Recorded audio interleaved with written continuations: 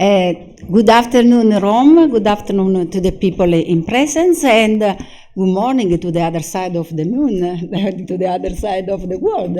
So, New York is start the day at this moment. So, good morning to New York. We have there Meg Zellner. Good morning, and we start this 8th edition of Italian Psychoanalytic Dialogues conference. We organize every year this conference with the Neuropsychoanalytical Society, and both every year we come here in Rome to meet all of you. And so on behalf of IPD, my welcome reaches you. I'm Rosa Spagnolo, co-chair and co-founder with Claudia Spadazzi and Francesco Castellet Balara. We founded almost 10 years ago Italian Psychoanalytic Dialogues, and we want to welcome Max Holmes, and because almost every year you come to Rome conference, and this year we have in person and online almost all the complete board of NPSA, because we have Irit Rave Barzel is the treasurer of NPSA. We have Andrea Clarici, co-founder of NPSA, and online we have Meg Zellner, Oliver Tarnbur, Paul Moore, Daniela Flores Mosley. So almost your board. Okay, thank you very much for your collaboration to Rome conference, and the conference will be in English. I don't know if we can call my English, but the conference will be in English. Okay. Sorry for this. And today, this Friday session, is the focus is on affective consciousness. Thank you, Mark, for bringing us this topic. And from tomorrow onward, we will going to talk about psychedelics treatment. Today is related to affective consciousness. I would like to introduce you Irit Rave Barzel. Is a clinical psychologist, is the chair of the Israeli Neuropsychoanalytical Society, okay, and she's a psychotherapist, but above all, she's a friend. We have a long friendship, and I would like to say to you, thank you, because Irit is coming from Israel. Is coming from Tel Aviv, and I would like to welcome by heart and warmly Irit and all the supporting group and PSA supporting group of war we founded when the Ukraine war started, and they are here in presence, they are online, and we are part of this group, supporting group. And I would like to say to you, to all of you, to all this group, don't give up hope. We are psychoanalysts, we are psychotherapists, and we don't stop searching inside us the human being. If we don't, sometimes the human being, this little human being inside us gets lost, hidden in the dark. But I think altogether we can keep searching our humanity in order to bring peace. A word of peace is possible. Don't give up hope. Thank you, Irit.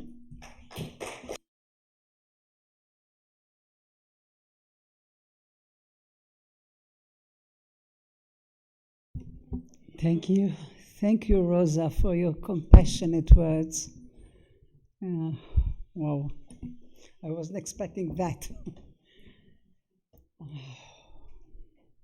It took me 3 days to try to push back all the visions, all these horrible things I have in mind. So let's just try and open the Congress, this wonderful Congress, that my dear friend, Rosa Spagnolo, and our friends, Claudia Spazzi and Francesco Castelletti Ballara.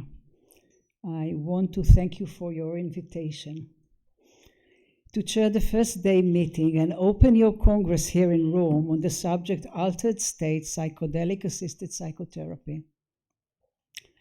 As always, Rosa's meetings, as I know them already, are ahead of her time. The first association when I heard about this congress, which rang up in my mind, was John Lennon's song Imagine. As I was thinking, a friend of mine sent me a cartoon, which I'll soon show you. I tried thinking, why is this?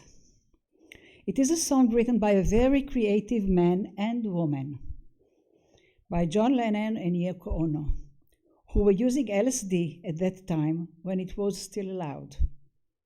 A song which became the hymn of peace lovers and hated by so many others.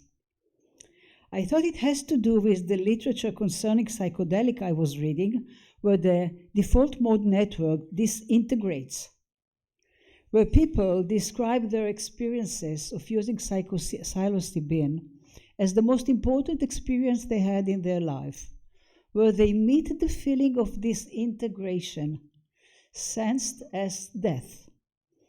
And on the way, they have different perspective of the world. They saw themselves through their defenses as if getting a new opportunity for their life. As they felt disintegration of their ego, and self disintegrated, they have a different approach to their defenses. Their fear of death, and they were looking forward to a different opportunity in their life.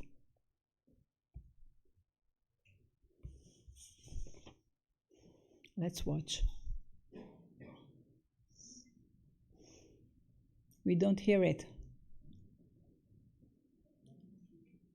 Okay, please.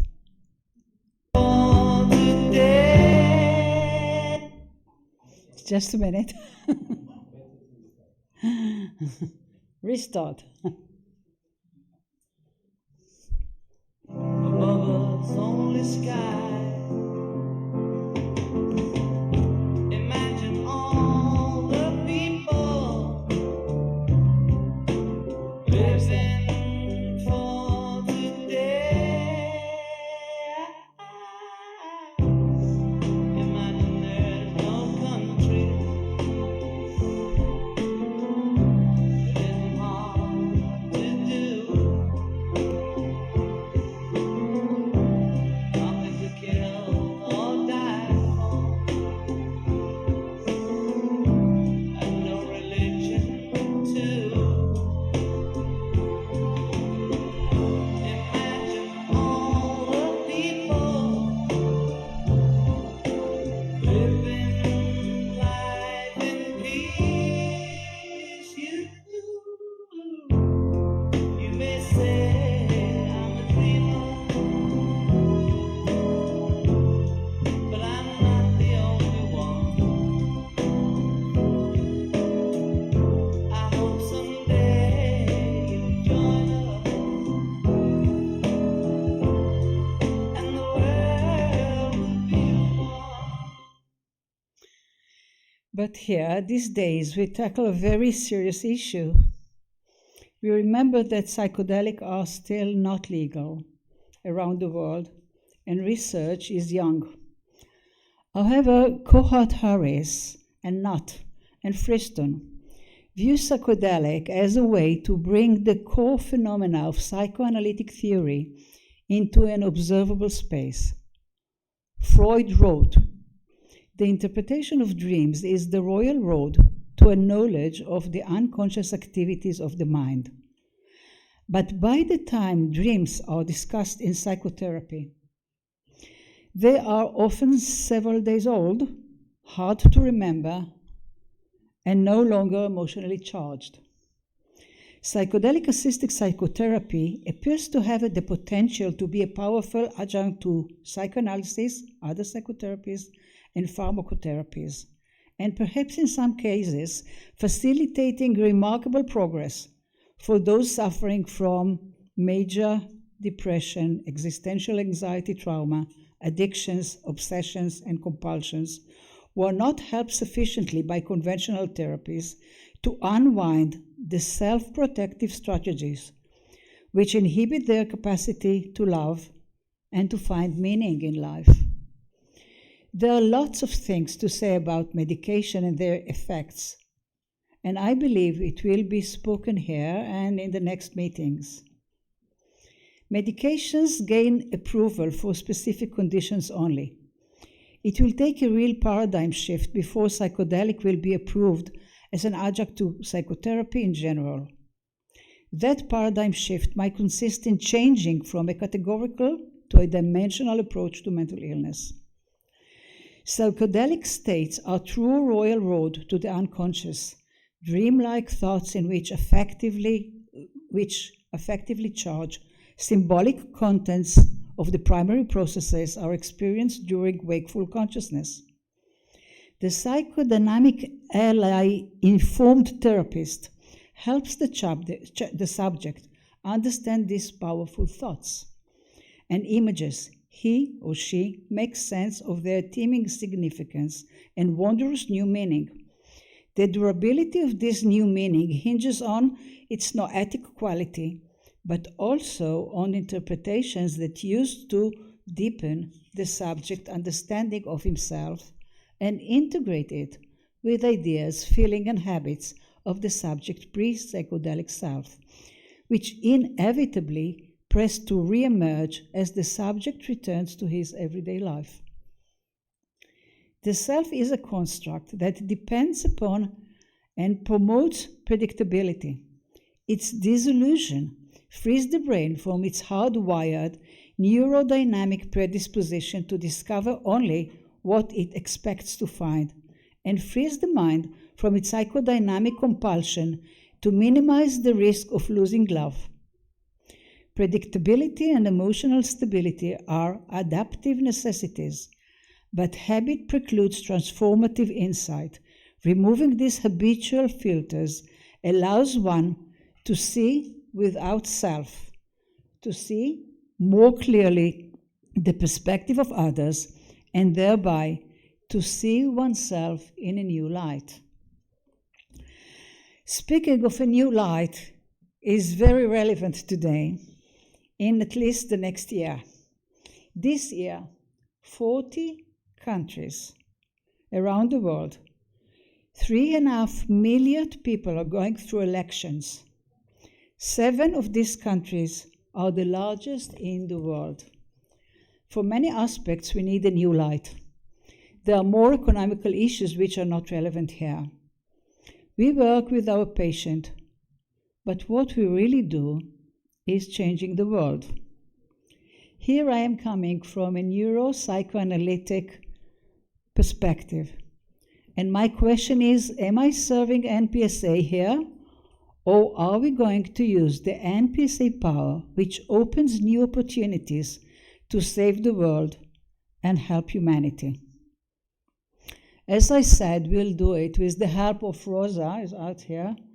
I hope she will say it. Rosa Spagnolo and her wonderful team friends, and all of you who have arrived here today. So, now I want to present a friend and the master of neuropsychoanalysis, the person who bridged the brain science with the psychoanalytic science and made psychoanalysis. He is the founder of the Society and of the Journal. My very good friend, Professor Mark Solms, is the director of Neuropsychology and Neuroscience Institute of the University of Cape Town. He is member of the British, American, and South African Psychoanalytic Association. He has many awards, many more than you can imagine, including Sigourney Prize. He has published over 350 articles and 8 books. He is editor and translator of the forthcoming revised standard edition of the complete psychological works of Sigmund Freud, 24 volumes, imagine, and the complete neuroscientific works of Sigmund Freud, 4 volumes.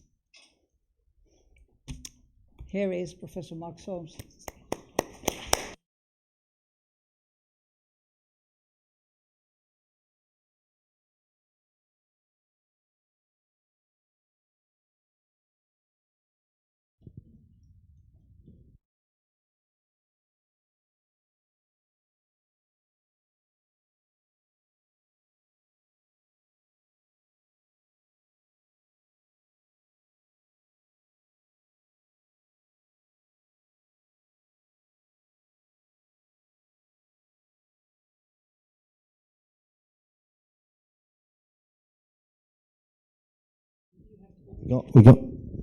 Thank you. Yes, thank you very much, Irit and Rosa. I'm standing up because I'm wanting to point at the screen. Although, as Rosa said, tonight we're talking about affective consciousness rather than psychedelics, it does set the scene for what we're going to do in the rest of the conference. And please note what time I'm starting, because I've got an enormous amount to say to you in a very short space of time. What's on the screen now is a information flow diagram of information processing in the visual cortex.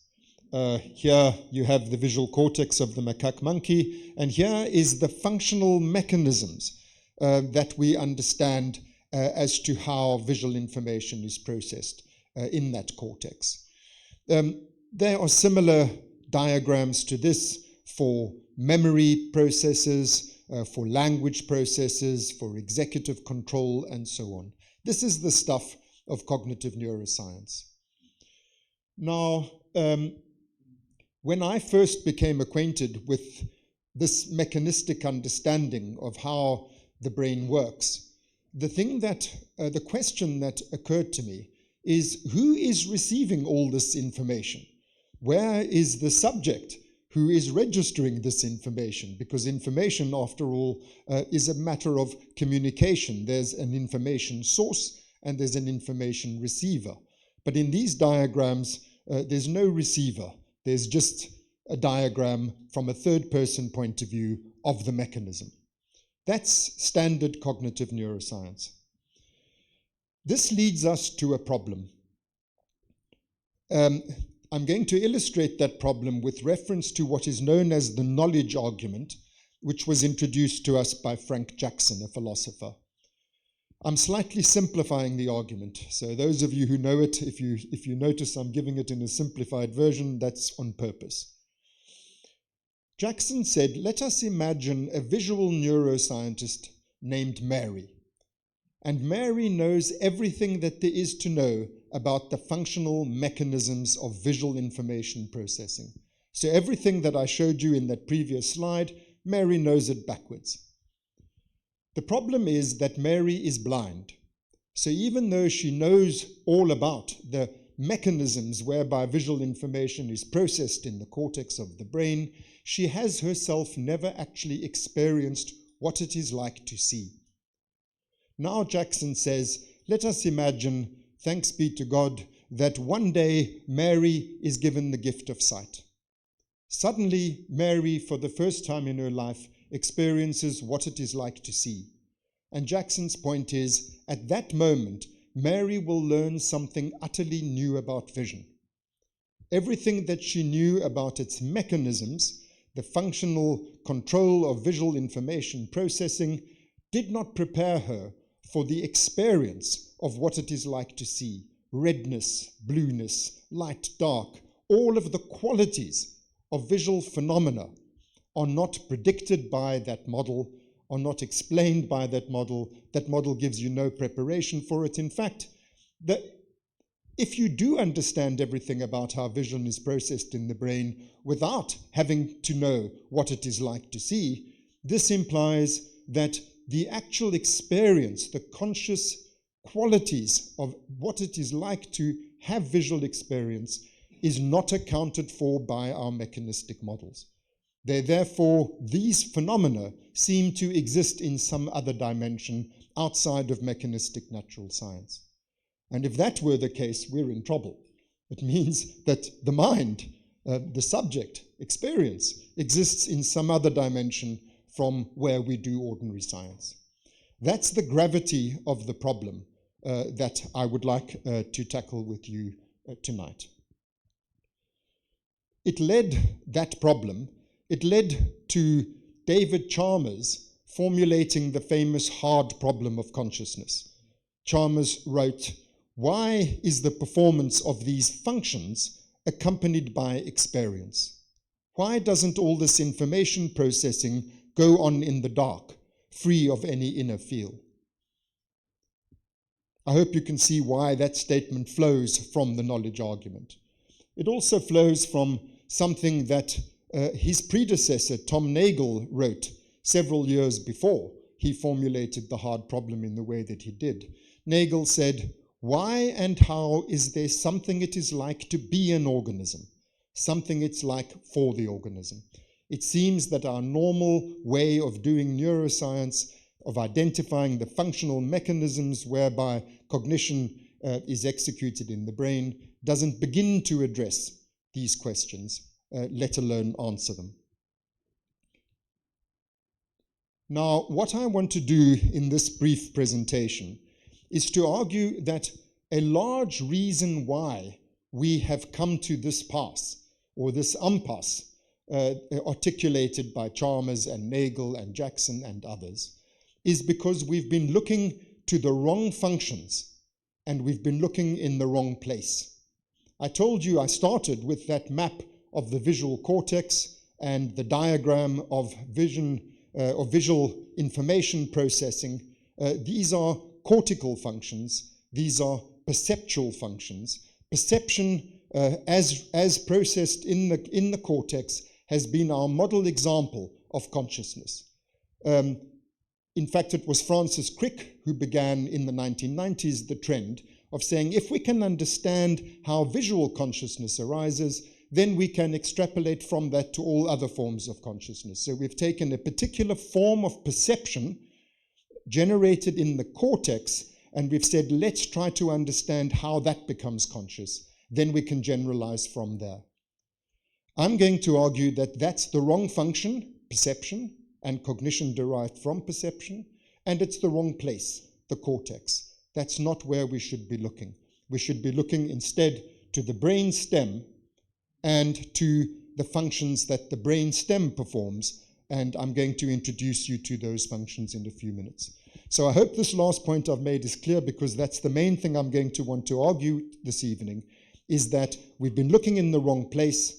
We've been looking at the cortex when we should have been looking at the brain stem, and we've been looking at perception and the cognitive functions derived from it, whereas we should have been looking at the functions that are performed by the brain stem, which I'm going to introduce you to in a minute. So remember what Chalmers said. He said, why doesn't all this information processing go on in the dark? Remember what Jackson said. He said that everything that Mary knows about this information processing can go on in the dark. The knowledge of it can go on in the dark. You don't need to know what it's like to experience. It's not obvious why we experience at all. Why doesn't all this information processing go on without experience? As it does, for example, in a camera or in a computer. It's also processing visual information. It's not hard to understand why we began our search for the brain basis of consciousness by looking at perception. If you consider your experience right now, what does your consciousness consist in?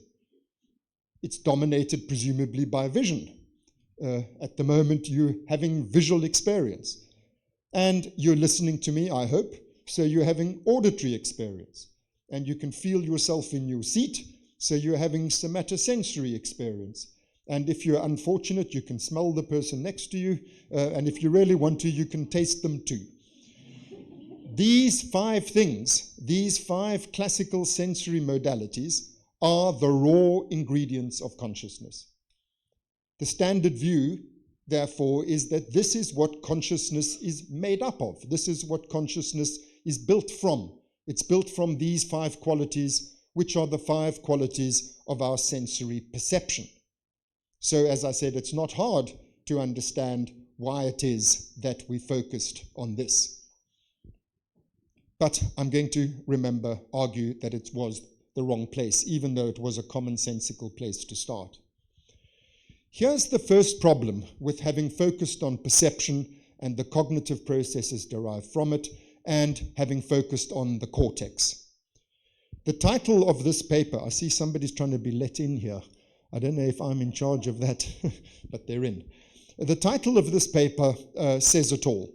It's a famous review paper by John Kihlstrom, was published in the 90s. The title is Perception Without Awareness of What is Perceived, Learning Without Awareness of What is Learnt. And what this paper reviews is all of the enormous amount of experimental evidence that had accumulated by the 1990s to demonstrate that we can perceive very well, to a very high degree of perceptual processing, without there being any consciousness associated with it. And we can learn from those perceptions without there being any consciousness associated with not only the perceptions, but the learning processes. We don't realize that we've learned something if we don't even realize that we've perceived it in the first place. An outstanding example of what I'm talking about is an experiment in which research participants looked into a tachistoscope. A tachistoscope flashes visual information in milliseconds, very briefly, so briefly that you don't see anything. You don't even realize that something has been flashed, let alone that you can't identify its contents. So in this experiment, faces are flashed, 2 faces, face A and face B. And under face A, the word is written rapist. And under face B, the word that is written is philanthropist. Now remember, this information is flashed so briefly that there's no conscious experience associated with it. After this subliminal, unconscious presentation of the information, the same research participants are shown consciously the photograph of face A and the photograph of face B, and they're asked, which of these 2 people do you prefer? And they say, I have no basis for a preference. I've never met either of them. And then the subjects are said, yes, but you're forced to choose. If you have to choose between one of them, which one do you prefer? And the vast majority of them say face B. Why do they say face B? Well, they just have a gut feeling that he's a nicer guy. Now, we know why they have that gut feeling. It shows that they have seen the face, that they have remembered the face, that they have read the word, they've remembered the word and associated it with the face. All of that without any consciousness. Now, these processes, these functions, face recognition and reading with comprehension and learning from that perceptual experience, these are uniquely cortical functions. Only the cortex can recognize faces and read with comprehension. In fact, when it comes to reading with comprehension, only human cortex can do this. And yet, all of that can go on in the dark, as that experiment demonstrates. Now remember, there's tons of experiments like that. I'm just giving you one example to make the point that visual cortex, even human visual cortex, can perform its functions at a very high level of fidelity without any consciousness associated at all. So think back again to what Chalmers said. Why doesn't all this information processing go on in the dark? It's a jolly good question, because clearly it can go on in the dark. But the point I'm wanting to make is that if the cortex can perform its functions in the dark, then why are we using the cortex as our seat of consciousness? Why are we looking to the cortex to understand how consciousness arises? Why are we looking to cortical perceptual information processing and the cognition derived from it if all of that can go on unconsciously? It doesn't seem like a very felicitous place to look to try to understand where consciousness comes from, what it's made of, what it's for. So remember Nagel's question, why do you have to experience it all? Chalmers' question, why do you have to experience it all? These are very reasonable questions when asked of what the cortex does. And remember, my main argument is I'm going to try to persuade you that therefore it's the wrong place to look, and therefore these are the wrong functions for us to use, because they are not intrinsically conscious functions. Perception and cognition is not intrinsically conscious, and the cortex can do its job without being conscious. So why do I think we should rather look to the brain stem? It's because in 1949 already, we discovered, or Magoon and Maruzzi discovered, these structures that are colored in the brain stem here, the purple and red structures, known collectively as the reticular activating system. Those structures got that name because they discovered that those structures activate the cortex. If you damage those structures, you go into a coma. This applies to all animals that have these structures, all vertebrates, and it applies to us too. Magoon and Maruzzi were able to show not only that consciousness, the conscious lights go out when those structures are damaged, they were even able to show that if you make a small incision disconnecting those structures from the cortex, then the cortex carries on processing information, but it processes information unconsciously. So what that shows is that the cortex gets its consciousness from the brain stem. Consciousness does not flow in from the outside with perception. Perception, information indeed, is processed from outside, but it's processed unconsciously. It only becomes conscious when it is activated, modulated, aroused from the brain stem. So the cortex is secondarily the seat of consciousness. The primary seat of consciousness is in the reticular activating system of the brain stem. This is so exceedingly true that it's possible to demonstrate that the smallest area of brain damage in a human being that is required to obliterate consciousness completely is a lesion of 2 cubic millimeters in size. In other words, the size of a match head. If you produce a lesion of that size in the parabrachial region, which is part of the reticular activating system, it reliably obliterates consciousness in human beings. It's called a coma-specific region. I'm not saying that is the only part of the reticular activating system. I'm saying that's the smallest part where a lesion will obliterate consciousness entirely. So clearly, this is the most concentrated consciousness-generating tissue that there is. So why didn't we look there if we were looking for the brain basis of consciousness? It's because of this distinction that Magoon and Maruzzi drew on the back of their very unexpected findings. They were truly shocked to find. They weren't expecting it. They weren't trying to demonstrate that the brainstem is a seat of consciousness. They discovered it by accident. And so the way that they made sense of their findings was to draw a distinction between the level of consciousness, which they say is what is produced by the brainstem, and its contents, which they say is what's produced by the cortex. In other words, the brainstem produces only a quantitative level, whereas the cortex produces the qualitative contents, the actual phenomenological stuff of consciousness. The way that they explained this, and this is an analogy that is frequently used right up to this day in cognitive neuroscience, is that the cortex is something like a television set. And the reticular activating system of the brainstem is something like an electrical socket plugged in at the wall. The argument is that, of course, a television set can't work if you don't plug it in and switch it on.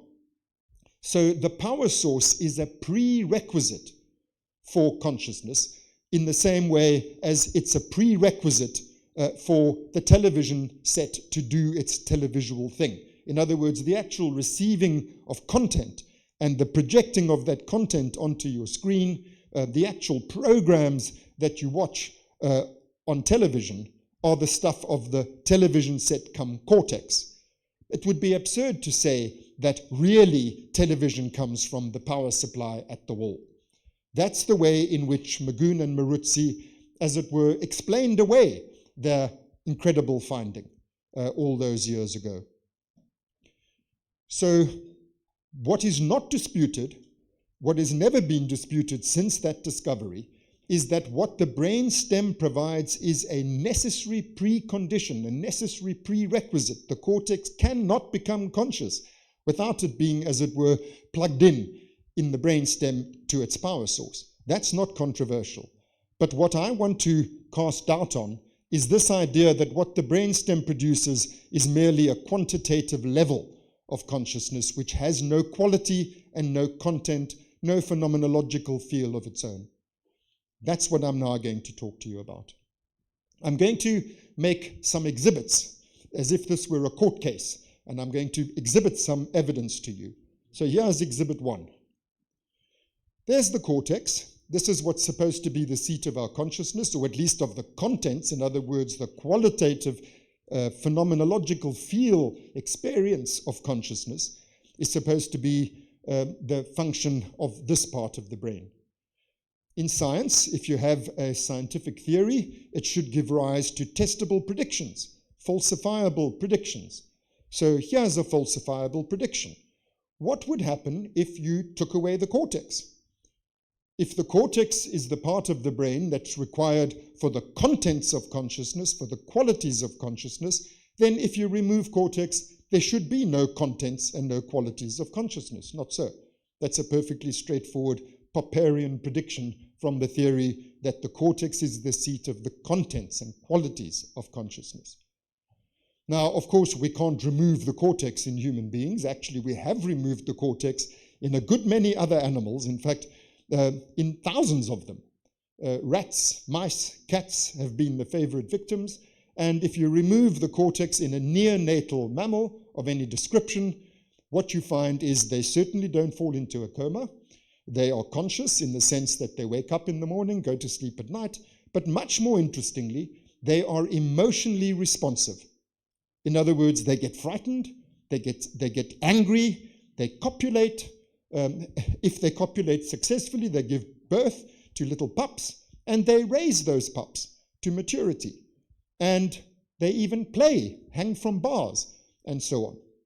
All sorts of emotional responses are displayed in these animals.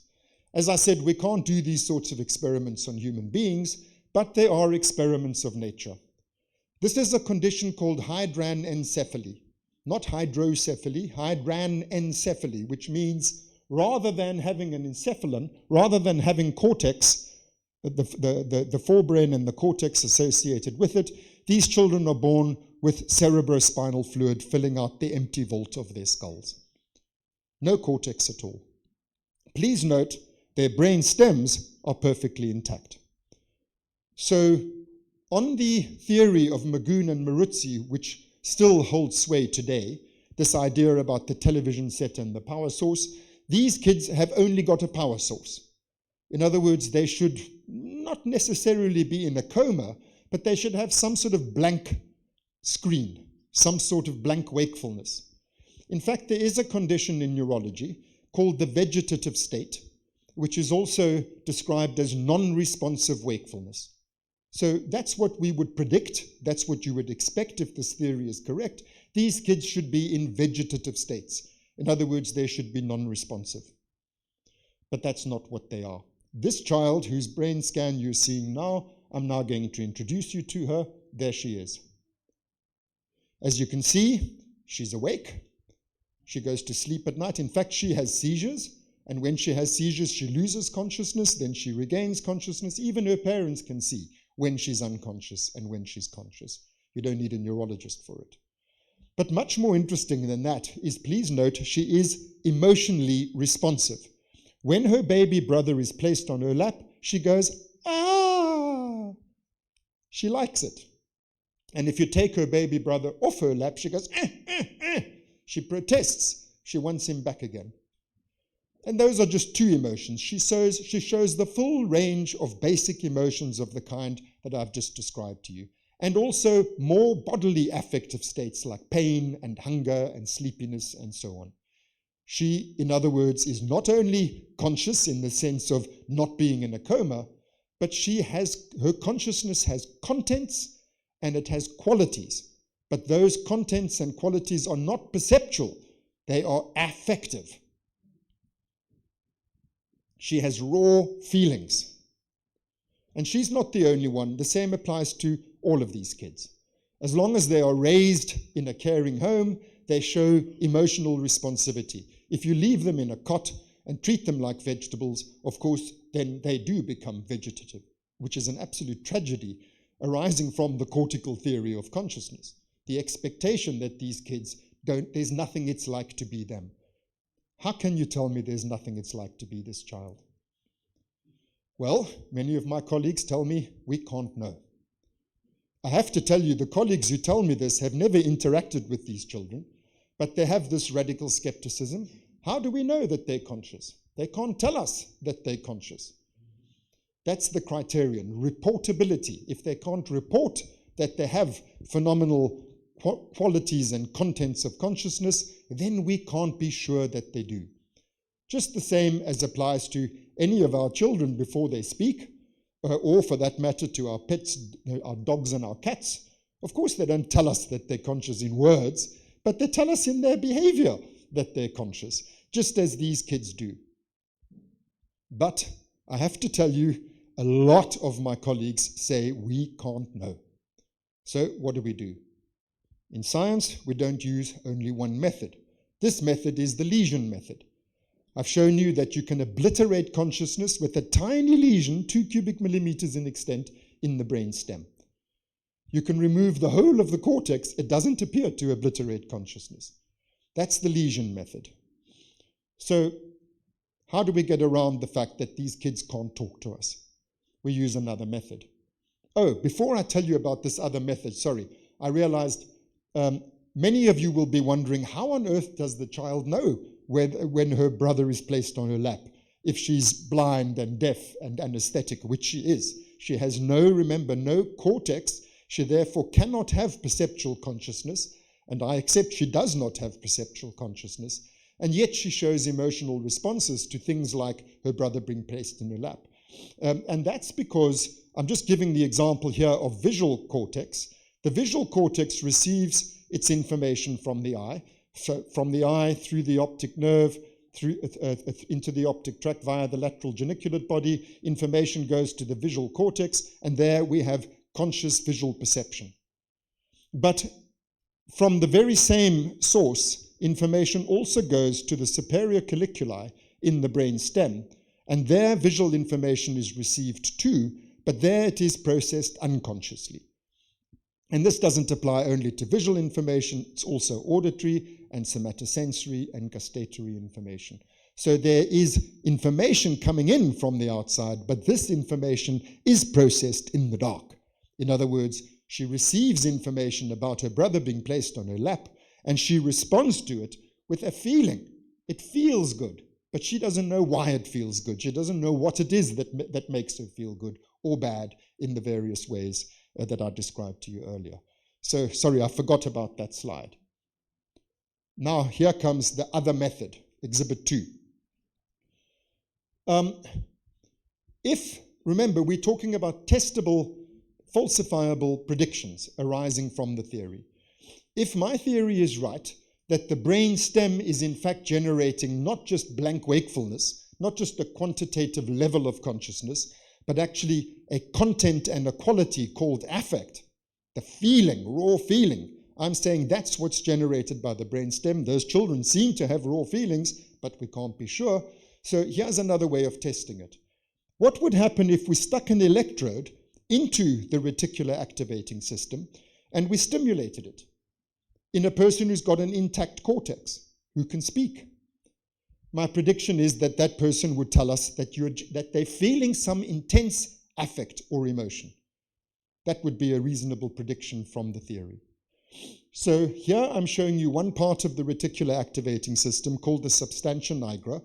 And the reason I'm focusing on this is because it is quite common for us to insert an electrode into a structure just above the substantia nigra called the subthalamic nucleus in the treatment of Parkinson's disease. And for that reason, sometimes we go a little bit too deep and we go into the substantia nigra and we stimulate that. And so we know what happens if you stimulate the substantia nigra. I'll show you what happens. This is a patient who has, she's just one example. This is a patient who's 65 years old, if I recall correctly, and she has absolutely no psychiatric history. But she has Parkinson's disease, and the electrode was placed into her substantia nigra accidentally, and this is what she reports. Her face expressed profound sadness within 5 seconds. Although still alert, the patient leaned to the right, started to cry, and communicated feelings of sadness, guilt, uselessness, and hopelessness. She said, "I no longer wish to live, to see anything, hear anything, feel anything." When asked why she was crying and if she felt pain, she said, "No, I'm fed up with life. I've had enough. I don't want to live anymore. I'm disgusted with life. Everything's useless, always feeling worthless. I'm scared in this world." When asked why she was sad, she replied, "I'm tired. I want to hide in a corner. I'm crying over myself, of course. I'm hopeless. Why am I bothering you?" This depression, and I think there's no other word for it, what I've just shown you is depression, in fact suicidal depression, brought on in 5 seconds by stimulating the reticular activating system. This depression disappeared less than 90 seconds after the stimulation was stopped. Now, this patient very kindly allowed the surgeon, Blomstedt, to do the same thing again, this time stimulating either the substantia nigra or the subthalamic nucleus, which is not part of the reticular activating system, without her knowing which structure was being stimulated. And every time he stimulated the substantia nigra, she went back into a suicidal depression within seconds. Now remember, this is just one example. The same happens with stimulation all over the brainstem. We don't often have opportunity to stimulate it in humans. In animals, you see intense affective responses. And in humans, where we do stimulate it, not only the reticular activating system, but also the periaqueductal gray, we get the most intense and the widest variety of affective displays and reports from these patients. So what you would expect if these structures were generating a conscious quality and content called raw feeling is exactly what we actually do find. Exhibit 3. What would happen if you were to scan the brain of somebody who's in an intense emotional state? So we know this person's feeling very sad. This person's feeling angry. This person's feeling extremely happy. This person's feeling intensely fearful. What would we expect if the cortex was where these qualities and contents were being generated? You would expect the cortex to be activated on positron emission tomography. If the other theory, that the brain stem is where these feelings are being generated, is correct, you would expect the activation to be there, and that's exactly what you find. So here is a brain in intense sadness. You see where the activation is. It's not in the cortex, it's in the brain stem. Same applies to anger, same applies to happiness, same applies to fear. The prediction from the theory that it is in the brain stem that these feelings are being generated is confirmed again by this third method. And then just quickly, here's a fourth method. It is pharmacological manipulation. These neurochemicals, these neurotransmitters, which I'm sure most of you are familiar with, serotonin and dopamine and noradrenaline. The reason I'm sure most of you are familiar with them is because they are manipulated in mainstream psychopharmacological medications. So for the treatment of depression, we boost serotonin. For the treatment of psychosis, we block dopamine. For the treatment of anxiety, we block noradrenaline. In other words, these neurotransmitters are modulating affective states. If all that they did was wake you up in some sort of blank way, you might understand why anesthetists would be interested in this part of the brain. But no, it's psychiatrists. Psychiatrists who treat emotional disorders do them by manipulating these chemicals, the source cells of which are the reticular activating system. All of these neuromodulators are sourced in the reticular activating system. So that's my evidence for my view that, in fact, The cortex is responsible for cognition, not for consciousness, and the brain stem is responsible for consciousness, and this primordial prerequisite form of consciousness does have a quality and a content. That quality and content is called affect. Now remember what I said, it's not controversial that brain stem arousal is prerequisite for cortical consciousness. Nobody disputes that the cortex does not generate its own consciousness. The cortex only becomes conscious when aroused by the brain stem. If that's undisputed, which it is, now we have to add the fact that this arousal from the brain stem is not just a power supply. This arousal from the brain stem has a quality and content called affect. What that means is that the foundation of all consciousness, the prerequisite for all forms of consciousness, is affect. Affective arousal from the brain stem. This is really important. Now, I have to, because we are at a psychoanalytic conference, I have to quote Freud at least once. Freud, the neurologist who was the first to observe that cognition does not have to be conscious, he was the discoverer of the unconscious. This great discoverer of the unconscious says, when it comes to feelings, you can't have unconscious feelings. He says it's surely of the essence of an emotion that we should be aware of it. That is, that it should become known to consciousness. Thus, the possibility of the attribute of unconsciousness would be completely excluded as far as emotions, feelings, and affects are concerned. Now, I'm aware that many psychoanalysts will dispute this. They will say there are such things as unconscious emotions. I'm not going to go into all of that, the whole story of defenses against emotions and whatnot. I want to say, why I've highlighted the word feelings is I want to say, even if you want to say there are such things as unconscious emotions or unconscious affects, you most certainly cannot say there are such things as unconscious feelings. You can't have a feeling if you don't feel it. It's an oxymoron. So I'm saying that feelings have to be felt. If you didn't feel it, it would not be a feeling. So why don't we look there?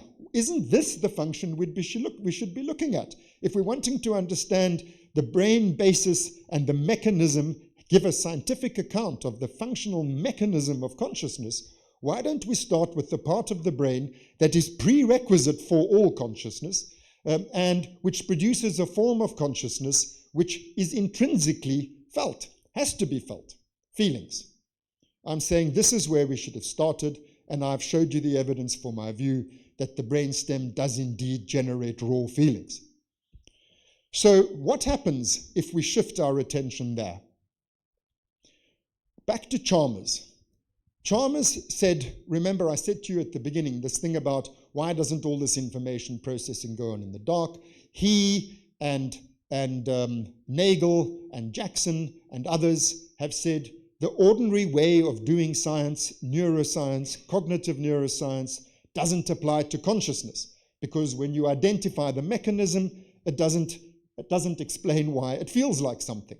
Remember the whole thing about the knowledge argument at the beginning. So I'm not going to read you this whole quote. I'll just read you the last part of it, which is the nub of the matter. Chalmers says, there is no cognitive function such that we can say in advance that explanation of that function will automatically explain experience. Okay? And you can see why he says that based on the knowledge argument. Now, I think everything pivots on this word, there's no cognitive function such that we can say in advance that explanation of that function will automatically explain experience. If we replace the word with affective and say, if we have Chalmers saying, there is no affective function such that we can say in advance that explanation of that function will automatically explain experience, I would say that's not true. There is an affective function called feeling. You can say in advance that if you can explain the function of feeling, you will automatically explain experience because feelings have to be felt.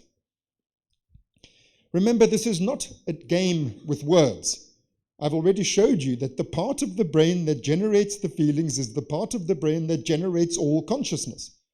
This is an intrinsically consciousness-producing part of the brain. That is its function. And I'm saying if we look there, we will understand, we'll have a much better chance of understanding in a normal scientific way why we have consciousness at all. So let me turn to that question. The functional mechanism of feeling is homeostasis. Homeostasis works like this. We have a set point where we need to be. Needs arise from the fact that we have homeostatic set points. You need to be at a certain temperature, as you can feel right now. If you go beyond that temperature far enough, you will lose your life. Too hot, too cold, you die. Too much water, too little water, you die. Too much sugar, too little sugar, you die.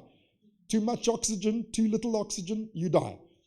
There is a very narrow range within which you have to remain in order to stay alive. Homeostasis works like this, that in order to stay there, if there's a deviation from the set point, there's a demand on your brain to do something, a demand for work. And it then has to perform effective work to bring you back into homeostasis. And I've used the word prediction here. All that means is there has to be some control center which predicts this is what you need to do in order to get back into your, say, viable temperature bounds. This is what the prediction says you should perspire, okay? And you should breathe more shallowly. That cools you down. That works up to a point, okay? As you can see, I'm trying very hard, or rather my reflex prediction is trying very hard to cool me down, but it's not working. So eventually there reaches a point when you have to leave the kitchen. Okay, this is what I mean by a demand for work. We have reflexes, we're very grateful to have them, but they are not enough. I'm going to give you an example of why these processes become conscious. Why you start to feel too hot. Let me use another example rather than temperature. I'll use oxygen. I told you there's a certain amount of oxygen that you need. Your brain is constantly measuring your blood gas balance, oxygen in relation to carbon dioxide, and you breathe. Oxygen in, oxygen in, oxygen in, and it's keeping you at your viable level. It's a reflex. You're not aware of it. Well, you are now because I've drawn your attention to it, but normally it goes on autonomically, automatically. Now, what if you're in a carbon dioxide-filled room? Now that reflex doesn't work. When you breathe in carbon dioxide. It doesn't increase your oxygen level to the extent that's required. So your blood gases go out of kilter, and so the demand for work remains. Now what do? You feel it. That feeling is called air hunger, or suffocation alarm, or respiratory distress. I can't breathe. And so what do? You now run. You're in a burning building, it's full of carbon dioxide, you don't know what to do, you don't know where to go, you've never been in a burning building before, let alone this particular one, so you go upstairs. As you go upstairs, what happens? You feel even worse air hunger. So what do? You change your mind. You go downstairs, back to the room you were in, and then you go downstairs, and then what do you experience? Relief. Okay? And so the feeling has just saved your life. The feeling in an uncertain situation where your reflexes or instinctual behaviors don't predict what you should do because you're in a novel situation, in an unpredicted, uncertain situation, feeling guides your voluntary actions. It enables you to make choices. Going this way feels bad. Change your mind. Choose to go that way. Feels good. Great, I'll stick with that. And what is more, on the basis of that, you learn from the experience. So feeling your homeostasis enables you to survive in unpredictable situations, and what is more, it enables you to learn from that experience. And I emphasize the word experience. In other words, you learn from the feelings. The feelings guide the learning process. This, I submit to you, dear colleagues, is why we have consciousness at all. This is what consciousness does. This is what consciousness adds. It adds the capacity for feeling your way through life's problems. And everything about the life of the mind flows from that. Now, I'm very much aware that I've spoken for my allotted 45 minutes, and my chair is saying I may speak another 10 minutes. Wow. I don't need another 10, I promise you. But I'm very glad to have a few more minutes to be able to just pad this out a little bit more. So remember this question from Tom Nagel. Why and how is there something it's like to be an organism? Something it's like for the organism? It's a very perplexing question if you ask it about visual information processing, but it's a no-brainer, if you'll excuse the pun, when it comes to feelings. You know, why does the organism feel its own states? Well, I've just explained to you why. That mechanism explains what the feelings are for. What it's like to be an organism is to be an organism that has this incredible additional functionality of being able to make choices and execute voluntary behaviors and learn from the experience. That's what it does for the organism. That's why it feels like something for the organism, and it would not perform that function if you didn't feel it. You wouldn't have that functionality if you didn't have this intrinsically qualitative value system, which incidentally is the value system that underwrites all life forms, namely that it's good to survive and bad to die.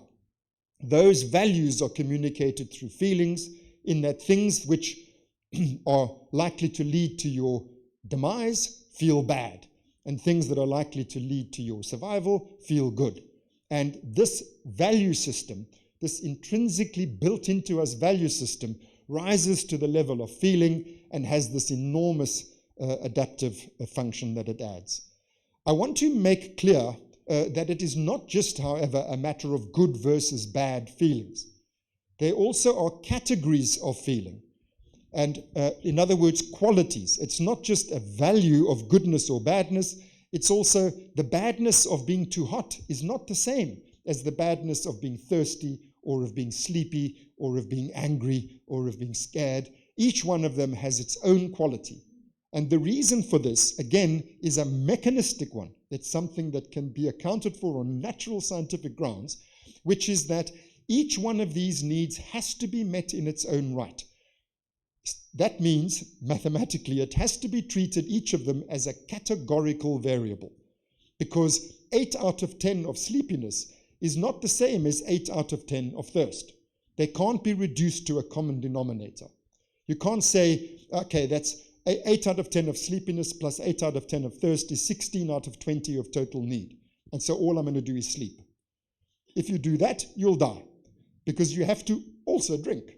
Each one of these needs has to be met in their own right.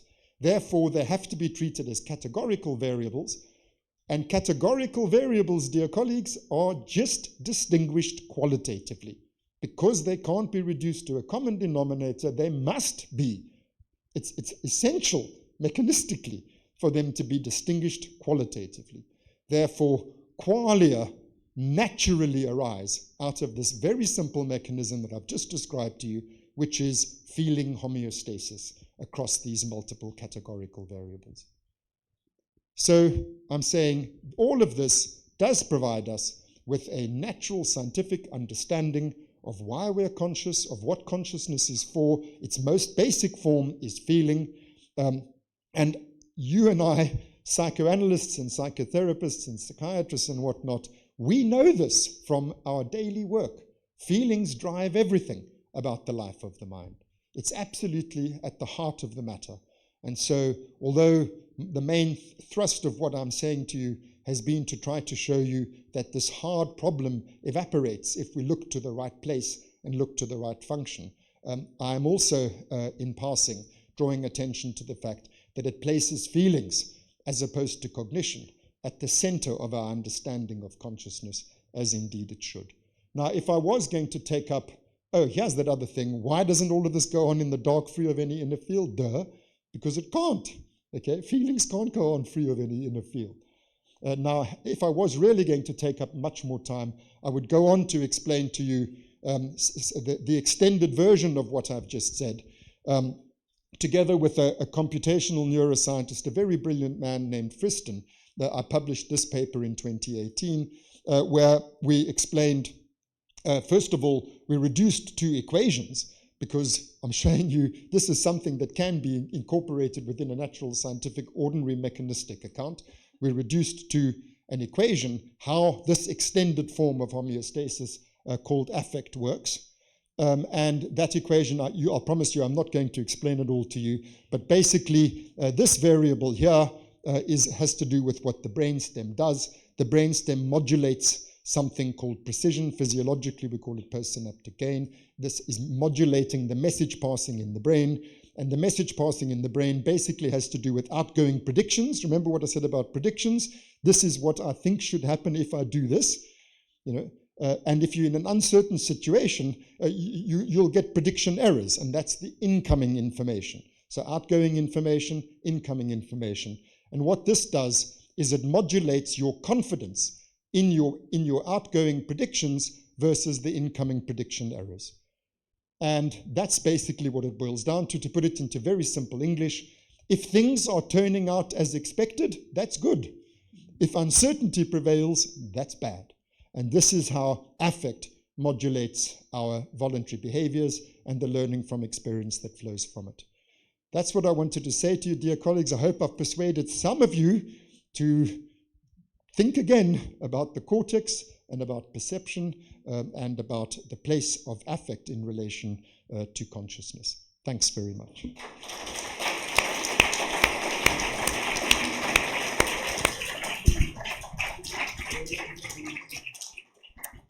Thank you, Mark. Thank you very much for another wonderful lecture. And we can open now for questions. I would like to ask you to ask short and to the point questions so that many of you will be able to ask a question, and I might take one of the chat if I'll manage.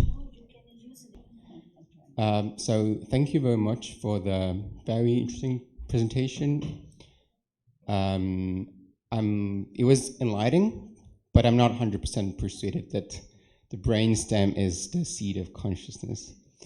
Because I was thinking, I mean, I know I should go straight to the point, but I just can't. It's my nature to be talk a lot and unnecessarily.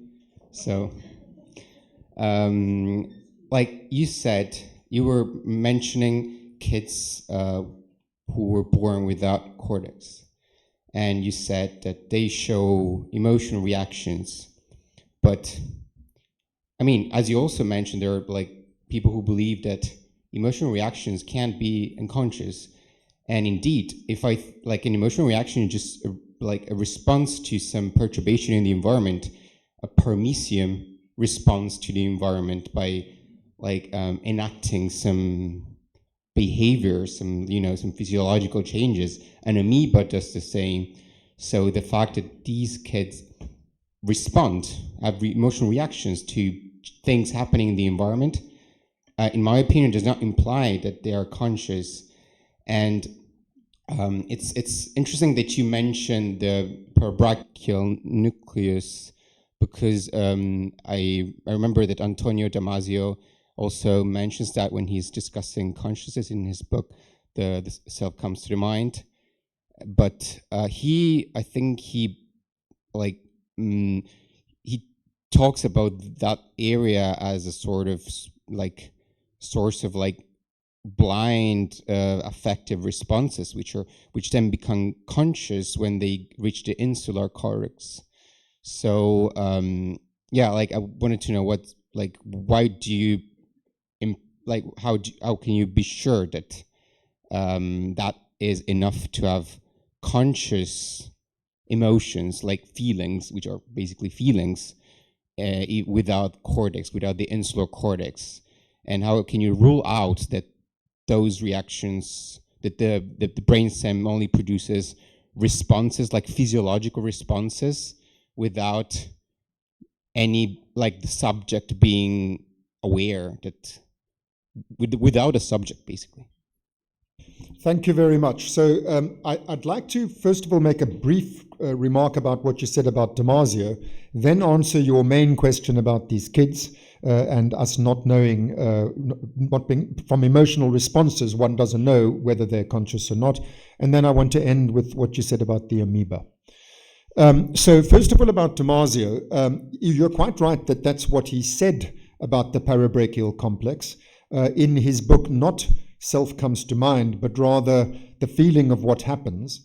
10 years later, he wrote Self Comes to Mind, and there he changed his mind on the basis of exactly the sort of evidence that I'm telling you about. So Damasio now agrees with me and my dear late colleague Jaak Panksepp that in fact the reticular activating system and periaqueductal grade generate raw feeling, and that this is the basic form of consciousness. So Damasio has been persuaded by the evidence, to his great credit. The only thing that I said to you this evening that Damasio does not agree with is that we can reduce all of this to equations. He has an allergy to computational neuroscience. But that's not the important part. The important part is what you said about how do we know that these kids are not just running instinctual programs. And well, what you said there is exactly what most of my colleagues say. They say exactly that. We can't know. And I do want to remind you what I said during my talk. First of all, the minor point and then the major point. The minor point is they've never interacted with these kids. You know, it's really something to behold, to interact with these kids and to try to persuade yourself that they are zombies is very hard. It's like playing with your puppy and thinking that, you know, maybe all of this is just some sort of reflex. But much more important, the major point that I made in my talk is that precisely because we can't know for sure, we don't rely only on that evidence. We look for converging lines of evidence using different methods, the other methods getting around the problem that you've just mentioned. So by itself, it's possible that these kids, the evidence by itself leaves open the possibility that these kids are affective zombies, looking as if they're emotional when in fact they're not. These are just reflexes or instinctual behaviors which are running unconsciously. But you have to consider the likelihood of that conclusion in light of the other evidence that I presented, that if you image the brain when it's in an intense affective state, the activation is in those same regions. If you stimulate those regions, you produce intense affective states in people who can tell you what they feel like. If you modulate the neurotransmitters that are sourced in those nuclei, you change affective states. So, you know, it's the weight of the evidence and the converging lines of evidence using different methods that lead me to the conclusion that I think the weight of the evidence is overwhelming, that affects are actually generated in this region of the brain. And therefore, I think the interpretation of these kids' behavior in light of all of that other evidence, the most plausible interpretation is that they are in fact having raw feelings. However, the last point I wanted to make about what you said about the amoeba is I don't want to be misunderstood to be saying that because a creature responds, it is conscious. And the criterion that I think that we should use is the thing that I said to you at the end, the ability to feel your way through novel problems. That I think is the function that is added by feeling. You remember, these kids are not normal. This is a pathological condition. You're seeing something weird. You know, this is not how it was meant to work. How it's meant to work is the feeling is meant to guide action in uncertain situations. And I would attribute consciousness to any organism that has that functionality, that is able to feel its way through a totally novel problem and survive without using reflexes like the amoeba, by using voluntary behaviors and indeed learning from the experience. Thanks very much. Thank you. Andrea, please.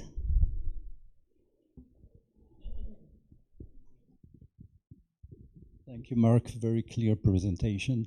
Maybe this question is also a corollary of the previous question, because recently I had the opportunity to interview Carl Friston about this, and he is much more cautious than you in saying this. I mean, that consciousness is actually rising from, and you can say, for example, that hydroanencephalic. The expression that he uses usually is that if a system is equipped with active inference, it behaves as if it had a subjective point of view. How would you change his mind that as if is actually, it is equipped with a subjective point of view? And the reaffirmation that you made tonight is actually that you need to be in interaction. So it must be something about the relational point of view. And I just want some comment about that. Thank you. About Friston, he's a computational neuroscientist, and for the most part, he's dealing with computational models. And I think that's an appropriate use of terms to describe what an artificial agent is doing. It's behaving as if it had feelings. That doesn't mean that it does have feelings. I think that if Carl Friston took account of all the other lines of evidence, the clinical lines of evidence that I presented you with this evening, he might use different terminology. As you know, I work very closely with him, and I mean, of course, appeals to authority don't count for very much, but I can tell you that on the basis of my innumerable conversations with him, he's in no doubt that the reticular activating system and this extended form of homeostasis is the basis of feeling, and that feeling is the basic form of consciousness. But, you know, whether Friston agrees or not is not as important as whether you agree or not. I'm trying to persuade you on the basis of the evidence, you know, rather than on the basis of Friston's authority. I certainly agree with you, and I know where you're coming from, that you're coming from a psychoanalytical place when you say that another method that we can use is effectively the method that we use in psychoanalysis, which people sometimes call countertransference. They sometimes call it empathy, which is the way the word countertransference is used these days. It's pretty much synonymous with feeling your way into, Einfühlung, feeling your way into somebody else's mind on the basis of an interaction with them, on the basis of a relationship. I think that's a wholly underutilized method. So I'm sympathetic to what you're saying. Now, Irit has asked me to read one of the questions from the chat line from the online audience. So this is by Dolonzo Mauro Attutti. And the question is, could the intrinsic qualitative value system, in your opinion, be a common neurological feature shared by other animals? And if yes, to which extent? Yes, I do think that it is a common neurological feature that is shared with other animals. And this goes back to the question, the first question, you know, how do we know whether another creature is conscious or not? In fact, how do I know that any of you is conscious? Because we have this philosophical problem of other minds, that the mind is, in its essence, something subjective. You can only ever perceive your own. You can never perceive the experiences of another person. So there is no empirical evidence that you can ever adduce directly by saying, look there, I can see the feelings of this other person because I'm experiencing them too directly. And this goes back to your point about the relational perspective. But, you know, let's not get lost in a philosophical rabbit hole. The point is, how can you know whether other creatures are conscious or not? And I think that identifying the brain basis for consciousness in human beings, where we know we ourselves are human beings. We know, if you were willing to submit yourself to the experiment, you would see that stimulation of your reticular activating system is going to generate intense emotions in you. So you know as a human being, and you can report it, and in fact you know it in your own direct experience, that these structures generate raw feelings in us. So that is, I think, a reasonable basis for inferring, hypothetically, that any other creature that has the same brain architecture will have the same functionality. But that's just an hypothesis, and it has to be tested.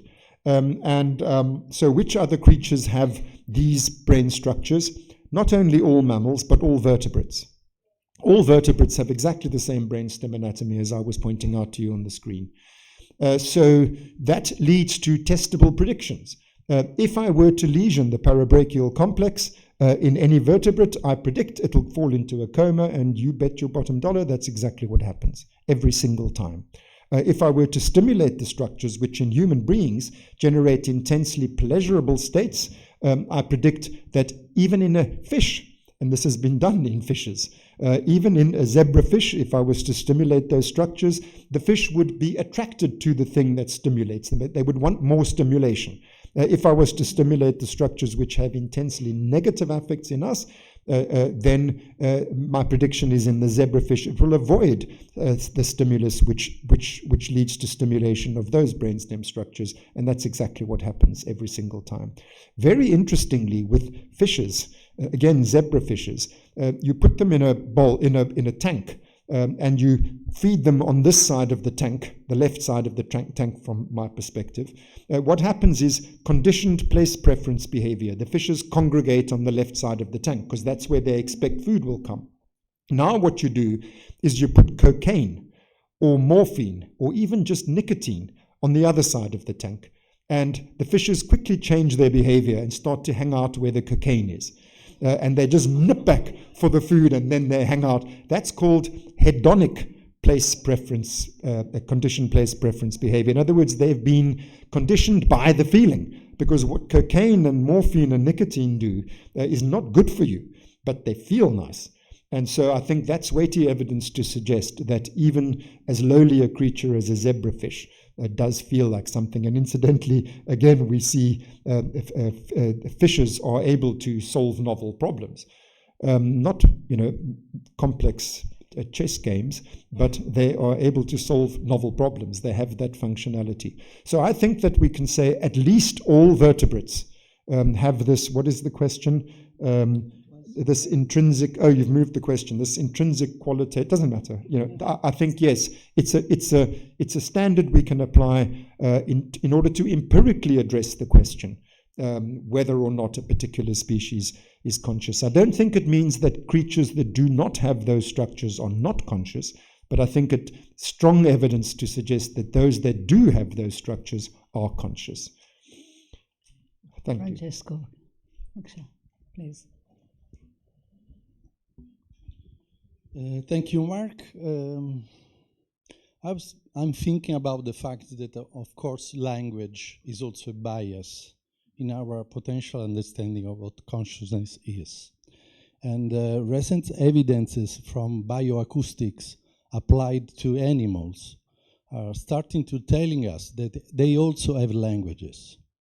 Not at the complexity we have, but enough to be able to tell names in this sense, to call each other with specific sounds, and also to define specific dangers. For example, this is the example of the elephants, in which there are special sounds that we do not hear because they are infrasounds, that are specific for bees, for example, and not for any other kind of dangers. So in a way, that's also a proof that we can eventually explore consciousness by languages, but other languages, not ours only. Yes, so when I bring us down to the most basic level and say that the fundamental form of consciousness is affect, I don't mean in the process to say that we must no longer study the higher forms of consciousness, and especially when it comes to language. I think that there are unique contributions made. So I think the way I think of it is, first of all, the most basic form of consciousness is just feeling. That is the basis of the first person perspective. I feel. Then there's the second level, which is I feel this about that. So that's the second person perspective. It's the aboutness of the feeling. So there's a feeling associated with an object. And then there's the third person perspective, which is the ability to abstract yourself from that and to objectify yourself, to look back upon your own feeling self in relation to an object, and to see yourself from the object's point of view. And this is where language comes into its own, the ability to have these abstract thought processes and reflective thought processes. I'm very grateful to have that functionality myself, and I wouldn't give it up lightly. So I'm not wanting to demean the importance of these other levels of consciousness and to underrate the importance of the unique functionality that comes with specifically linguistic and symbolic consciousness. I agree with you that it's very interesting that it is no longer reasonable to consider that it is a uniquely human capacity, although it does seem to be uniquely highly developed in us. And obviously for us psychoanalysts, this aspect of consciousness is extremely important. I just can't resist the temptation to add a little footnote to what Francesco said about elephants and other creatures. That recently, very recently, there was a study showing not only we all know already that whales have language, but that it turns out they have dialects and they have cultural groups. You know, that there are 5 major cultural groups of whales that speak with different dialects. This is just completely amazing and wonderful. Thank you. Thank you again, Mark. And we need to move to our next session. Yeah, and we still have some questions on the chat. So maybe we'll do something like we used to do, you know. Maybe we'll give you the questions later, and whenever, while the meeting here, if you will find any of them possible to answer, then you'll have it. And so you're going to send them to me, the question? Rosa will do that. Okay. Yes, I will do that. Okay. Yeah. Thank you all very much. Thank you.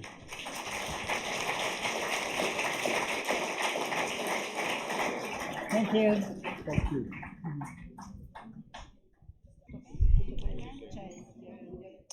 All right. There is a very nice and interesting group here that started meeting this year, 2023. But you won't hear me if you talk.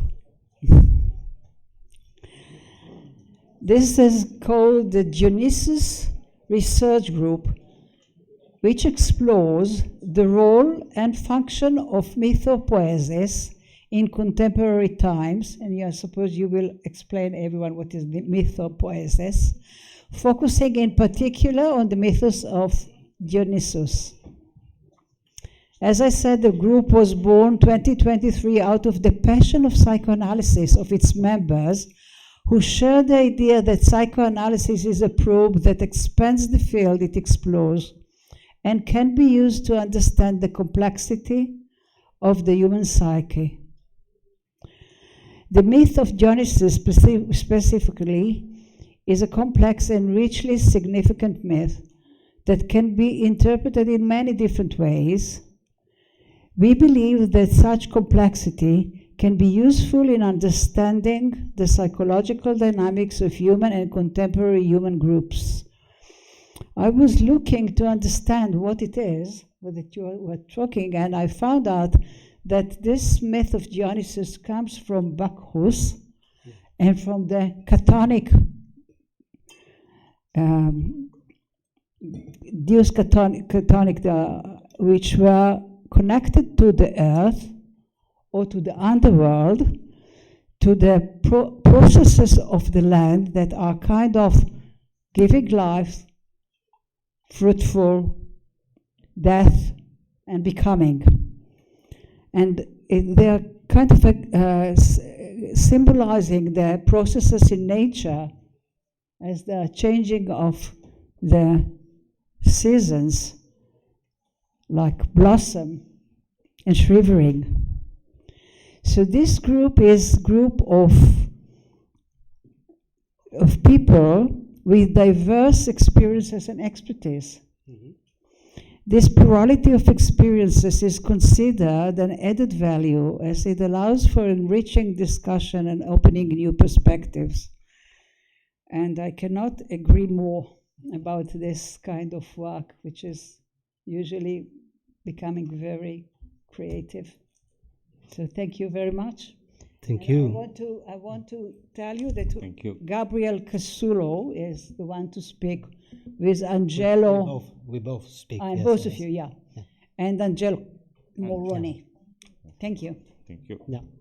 Thank you very much. Thank you, Rosa, Claudia, Francesco, for your welcome here and for this choice that we have to introduce this group. This is something totally different from Professor Mark Solms, but it's a kind of working group. We started to meet around this myth and the rituals of Dionysus with a common interest about that. And this paper we are presenting is an ongoing process, let's say. It's what is at the stage of our work right now. We are also trying to develop a kind of a model for training. Yep. Okay. Okay.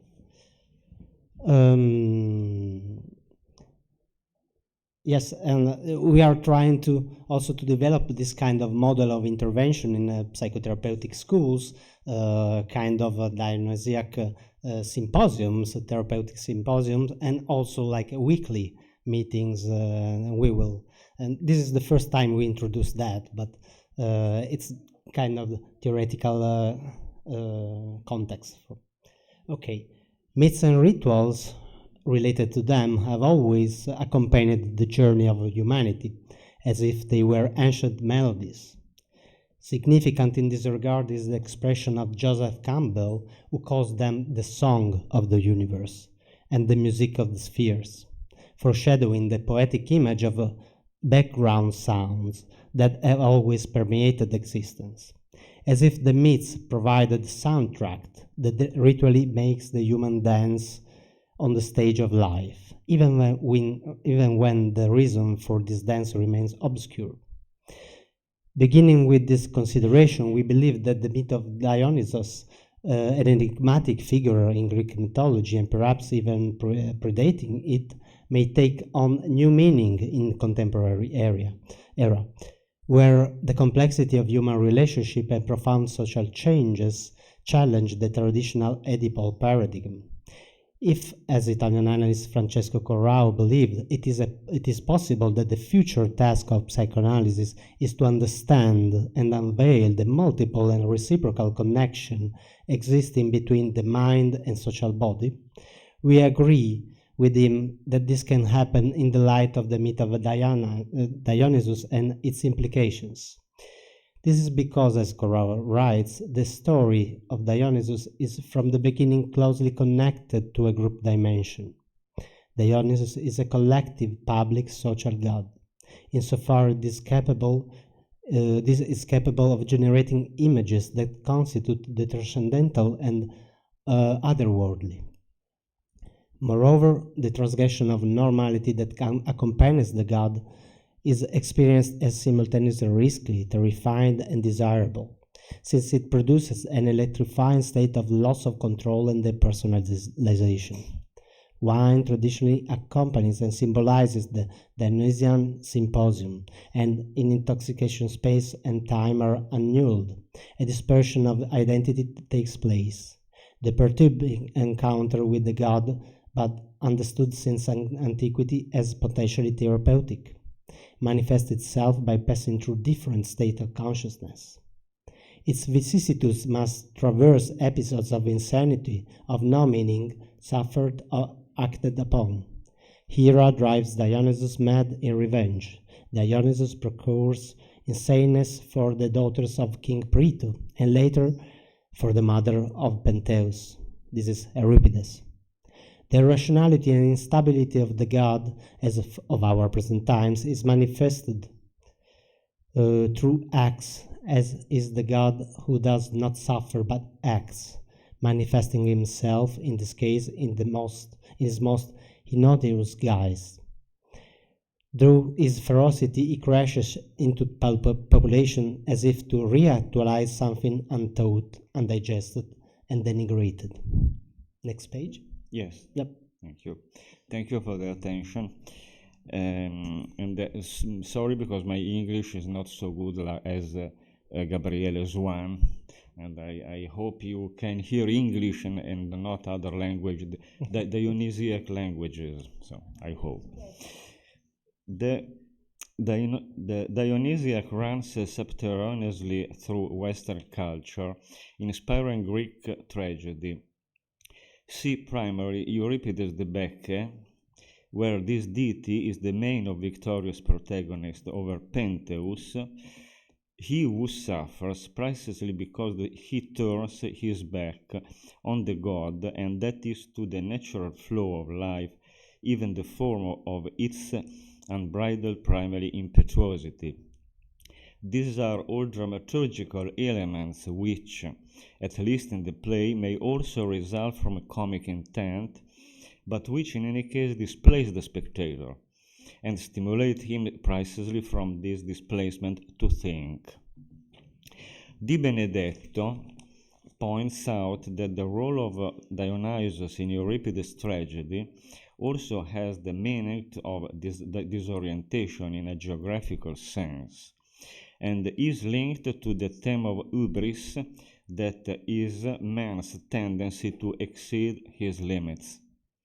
For example, in verse 556 in the Bacchae, the chorus of women addresses an invocation to Dionysus, during which they ask the god where he himself is, at the head of the Thiasos. Perhaps in Olympus? No. Dionysus is instead in distant, inaccessible, and dangerous land. The prayer of the Bacchae is characterized by a centrifugal drive toward an unsettling elsewhere, such as Nysa, a place qualified as rich in beasts and located in distant Thrace. It is important, indeed central for Euripides, to allow himself to be displaced, overwhelmed by the calls of Dionysus, especially because to turn away from him is to be overwhelmed by one's own hubris, as an attitude that seeks to overstep the limits imposed by the human condition, by that is which Freud called Hilflosigkeit, that is the original foundational helplessness of man. Di Benedetto writes is in this regard the rejection of the wisdom of man who stand out from the crowd, the invitation to follow the customs and norms of the uncultivated people, the identification of true wisdom and virtue with a sense of modesty, and the ideal of a life lived day by day are all elements of a conception at the basis of which is an exaggerated sense of the narrow limits of the human condition and of the extreme instability of the events in which man from time to time finds himself involved. The condemnation of hubris and the call to avoid the hostility of the gods are closely connected with the conception of man as that which characterized the poetic world of the late Euripides.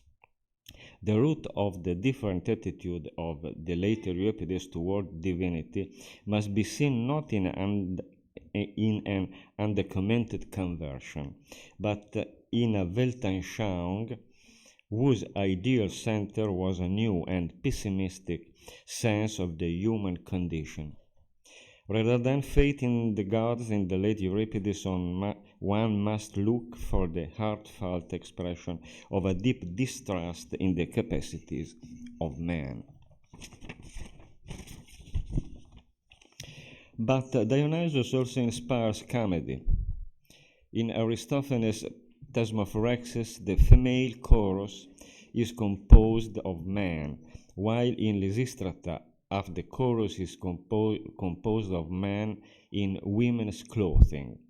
In the Frogs, also by Aristophanes, the human-animal dichotomy is also dispensed with. Here it is the chorus of animals that express itself directly, through song and music, another absolutely typical Dionysian element.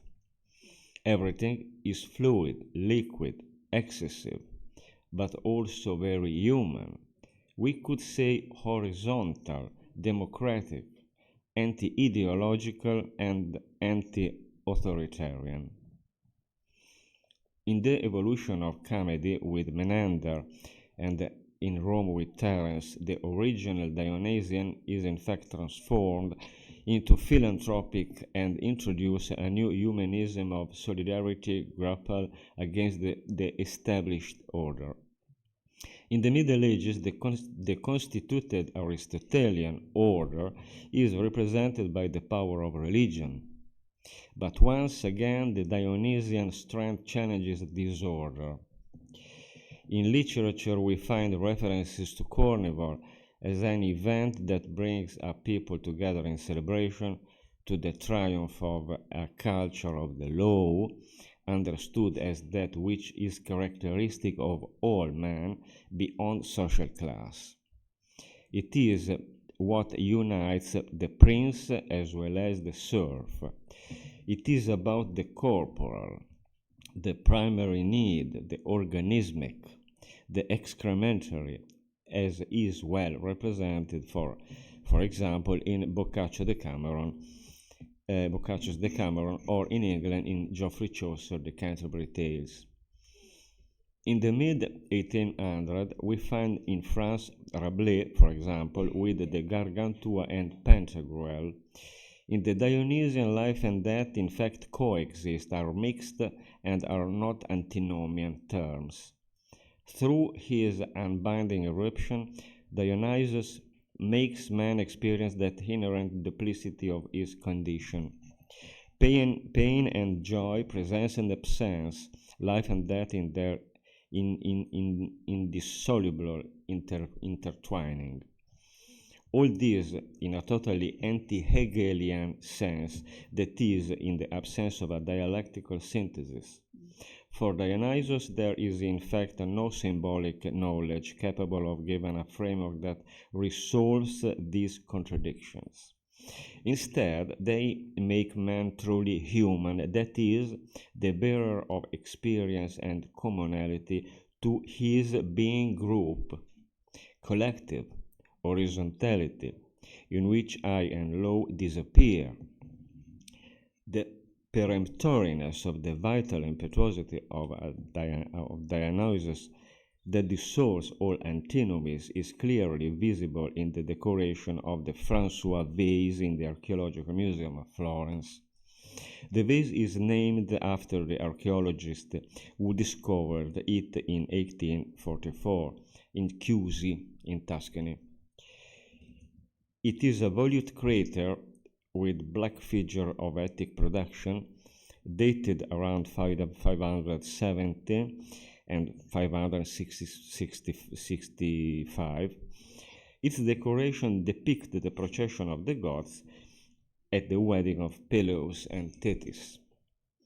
Unlike the other gods, who are rendered in profile, Dionysus is only one staring frontally at the viewer.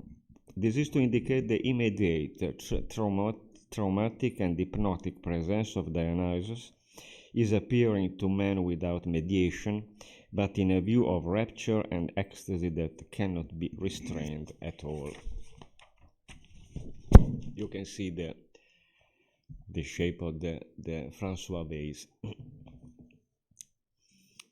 Euripides' tragedy describes an anthropos who turns his back on the gods, like Pentheus, on their democraticness, on their demanding of individuals humility he can never find.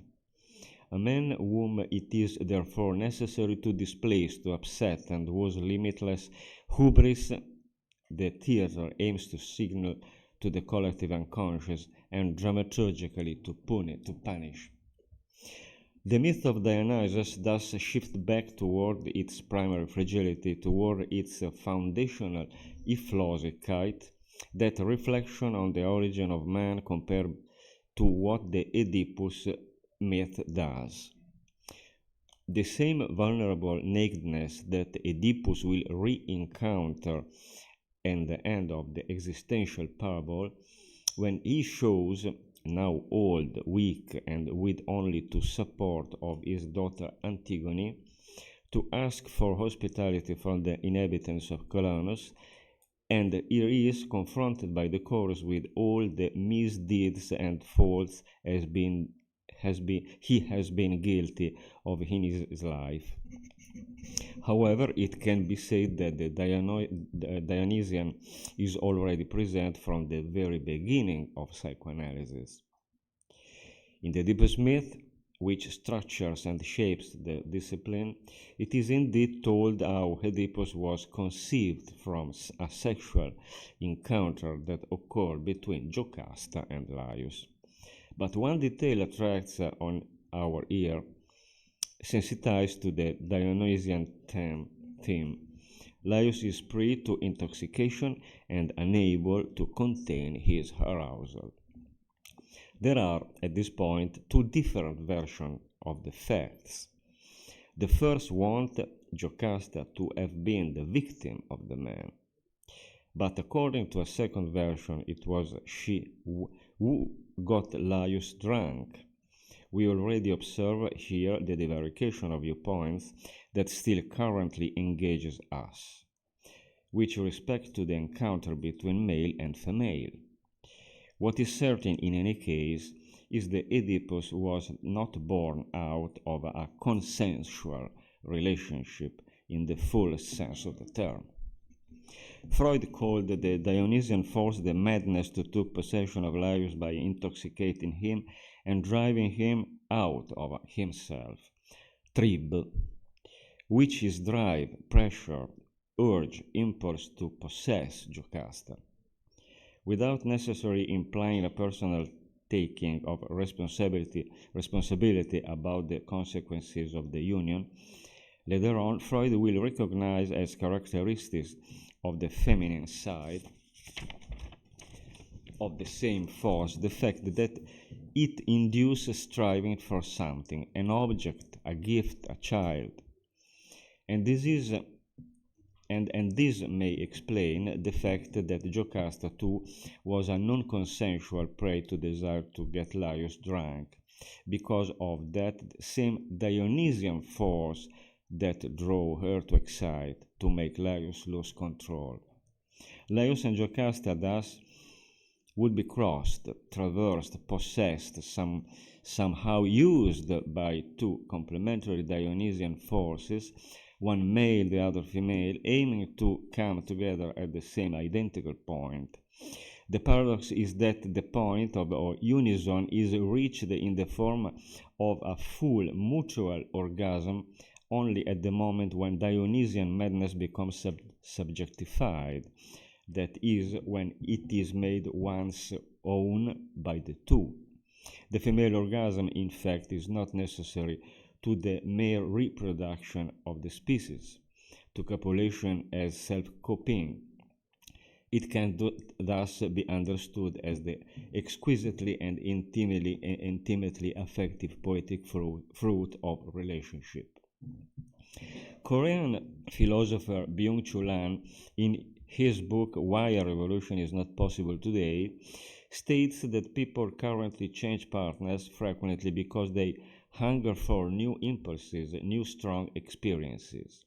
According to this view, one would say that today individuals therefore satisfy their impulses through the need to change partners and vice versa, or even have more than one partner or own them. The Dionysian, according to this view, thus seems to be at the service of a drive that is never paid, that is difficult to satisfy, or that is fueled paradoxically by the continuous search of a satisfaction that nevertheless cannot be achieved. It would seem an oxymoron to call him the unsatisfied Dionysian, since, as is well known, Dionysian connotes a condition of achieved intoxication and ecstasy. Today it seems that the individual is rather destined to chase or be chased by a promise of ecstasy that he will not attain. Again, Hahn attributes such drifts to an actionless society, since it is difficult to act in a society of impulses. The primacy of impulsivity clouds in Dionysian myth and ritual infragilizes it to the extent that the impulse gives no room for action or makes action irrelevant to satisfaction until it disappears. This intrapsychic condition seems to give rise to what is now called polyamory, and which would be said to be a compagination of the more famous polygamy, or a reinterpretation. Further investigation would lead one to speculate that the excess of the drive, excess often exercised in the name of the ideal of a generic sense of freedom and its attainment, makes the individual more alone in a world of interchangeable objects, since the object, is libidinally unattainable, giving rise to the paradox: more objects, less fulfillment. An equally interesting summit as an, but undoubtedly more poetic, is what we find within the pages of Gohar Ayamanpour's book, Psychoanalyst in Tehran, when he describes the love between Thomas and Teresa. Here we find a dilemmatic position plugging the two characters, immobilized by the desire for a fulfilling but uncertain love between the lost half of himself, according to Plato's myth, or the woman of the basket. That is, the one meets along the path of one's existence. The woman real rather than the woman dream.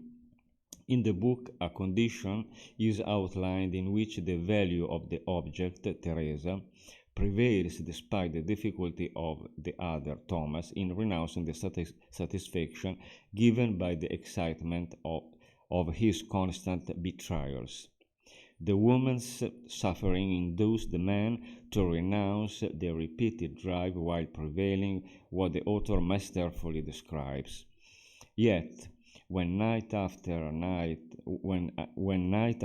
Teresa is tormented by the nightmares caused by her betrayals, we hear him say that he would rather see the whole country go up in flames than hear her suffer from just one of those nightmares. And now, Gabriele, right? Thank you. I go. The Dionysian has returned to central stage in Western culture, as you may know, thanks to the birth of tragedy, Nietzsche's debut book, which, in a brief note dated 907, the Italian scholar Benedetto Croce calls a legitimate child of the Goethean period of German culture. Having thus identified the root, the genealogical tree traced by Croce encounters a crucial conjunction at the height of Hegel. If Nietzsche had known him, he would have found a spiritual brother of his bent on seeking a conjunction of the Apollinian element with Dionysian. On the edge of the paradox, Croce concludes that the birth of tragedy might even be seen as the best propedeutic by an imaginary anti-Hegelian to understand the solution that Hegel proposed to the problem of opposites. In the following paragraph, we will briefly consider a specific representation of this problem of opposites, of which Croce recognized in Nietzschean conjunction between Dionysian and Apollinian, a kind of late incarnation. The theme we will focus on is the polarity of water and earth. At first glance, it may not seem so, but this is an aspect closely connected to the sphere of the Dionysian. In Nietzsche's pages, the latter is indeed evoked with significant frequency, due a coetive, immersive, pervasive figuration. And this immersive element is very crucial for us, which is different than, distance and vision.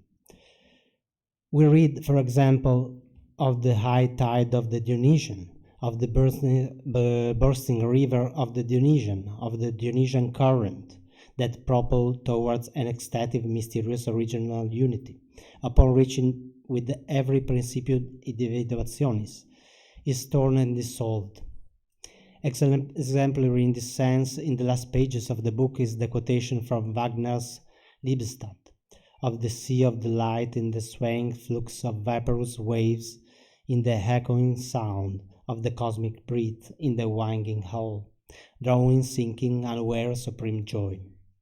In these words, on which Tristan und Isolde concludes the specific of the Dionysian drive, and indeed of Dionysian magic, would consist for Nietzsche firstly the overcoming denial, destruction of the individual, of the individuatio, limitation, and the phenomena implicit also of language, since these are words that lean out over the final silence, and then the concomitant unveiling on the road of return to the original homeland, in a scenario of oceanic totality.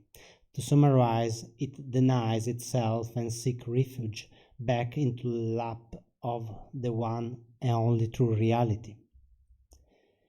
The Goethean imprint descended by Croce can be caught here, among other things, in the choice of images related to liquidity, to depict a magical instant, the individuating intoxication. True, in Goethe, the aquatic could often present itself with the opposite sign and decidedly negative. In the elective affinities and in the final monologue of the Faust, for example, but quite uncovered as far as Zarathustra. Let us see how. The story of the sorcerer's apprentice, playful and very serious at the same time, is well known, having temporarily eclipsed the representative and separating paternal instance. A god time is gone away, the old sorcerer. The forces of water are immediately enchanged by the unwary schoolboy charged with mopping the floor. Run to billions all the way, let it be the purpose. The water flows, and you reach the full waves, already in the bath of pores. But messing with water can be almost as risky as messing with fire, which incidentally is another similar disruptive element associated with the Dionysian since the Euripidean Bacchae. We skip that. Yes. In short, where the embodiments of the boundary fail, and again we point out among them language, the insistence of the word vanishing from the mind does not seem accidental. The thresholds all give way at once, boundaries that, separating individuating them, find themselves unfilled and submerged in a hideous mess. That was the end of the Poetics above. The kind of float is also an aspect intrinsic to the Dionysian, beginning with ecstatic and fundamentally therapeutic rituals of Bacchanals, undoubtedly understandable among the massifying festive dynamic discussed by Canetti, mass and power, or on the other hand about the reparation rites of grief described by Italian anthropologist De Martino. After a first address at the issue of the orgiastic banquets of the body of the father by the horde of brothers in Totem and Taboo in 1913, a scene which represented what was happening in the psychoanalytic community at the time, Freud entertained in the second half of the 20s a copious correspondence with Romain Rolland around the concept of the oceanic feeling, a feeling presented by the French idealist as a sense of eternity, of something unlimited, boundless, a being one with the whole, which Freud traces back for his part to an early phase of the feeling of the ego, the primordial returns, as we see. Now, while this total feeling is convincingly claimed as experienceable, licit and natural by religious Rolland, the atheist Freud repeatedly declares eternity and skepticism, going so far as to write the discontent of civilization. As far as I am concerned, I cannot discover in myself this oceanic feeling. And then again by letter, into what word, for to me, you, Rolland, move. Mysticism is for me something precluded, like music. Needless to mention that immersive musical element with which is quintessential for Dionysian rituals and that kind of modern bacchanals of collective attempts at therapy, which are today's rave parties. A shiver of horrors runs down our back as we watch from a distance the scene of the horde breaking into the bacchanal. The long transit of psychoanalysis from Freud years to the present day can perhaps also be seen along so much health as the path of dialectalization, an attempt to reintegrate the fluid and immersive instances of Dionysus within a dialectic alongside the separative and terrestrial ones so privileged in the theory and the clinic. Now we must stop, and we thank you for all your patience, because this is really something that cannot represent the work of the group. The work of the group, this is not Dionysian. This is very different. Is a group work. This is the negative of the Yes, Dionysian. yes. Actually, Is a working through. now we have represented the negative. Yes, yes. There really is a group working through. No? And then we can pass to the positive with a more experience, because the central point for us was the one of vision. Vision is a separating thing. You are separated by the object, whereas we dive into the world. We are immersed in it, which is, I think, also a central feature of consciousness. Yeah, that's it.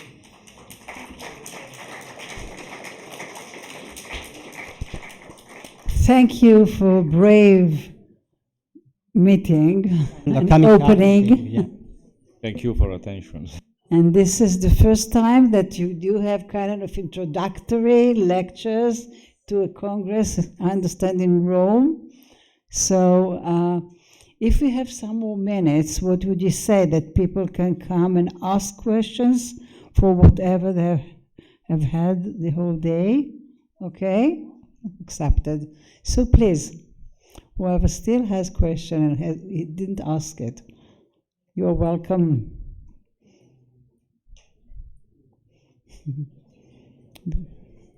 Yes, please, Andrea, and someone is near you. Gabriel as well. No, you were pointing on Andrea.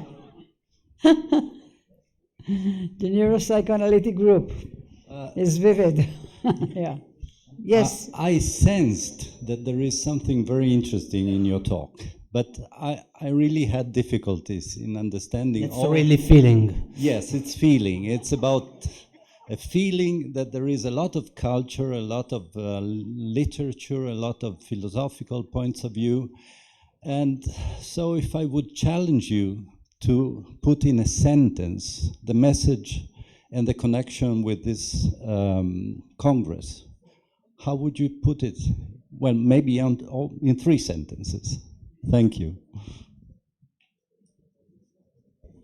The core of it was, I already in a way said, the Apollinian is viewing something from a kind of distance, is watching the other, while being immersed in the experience of the other.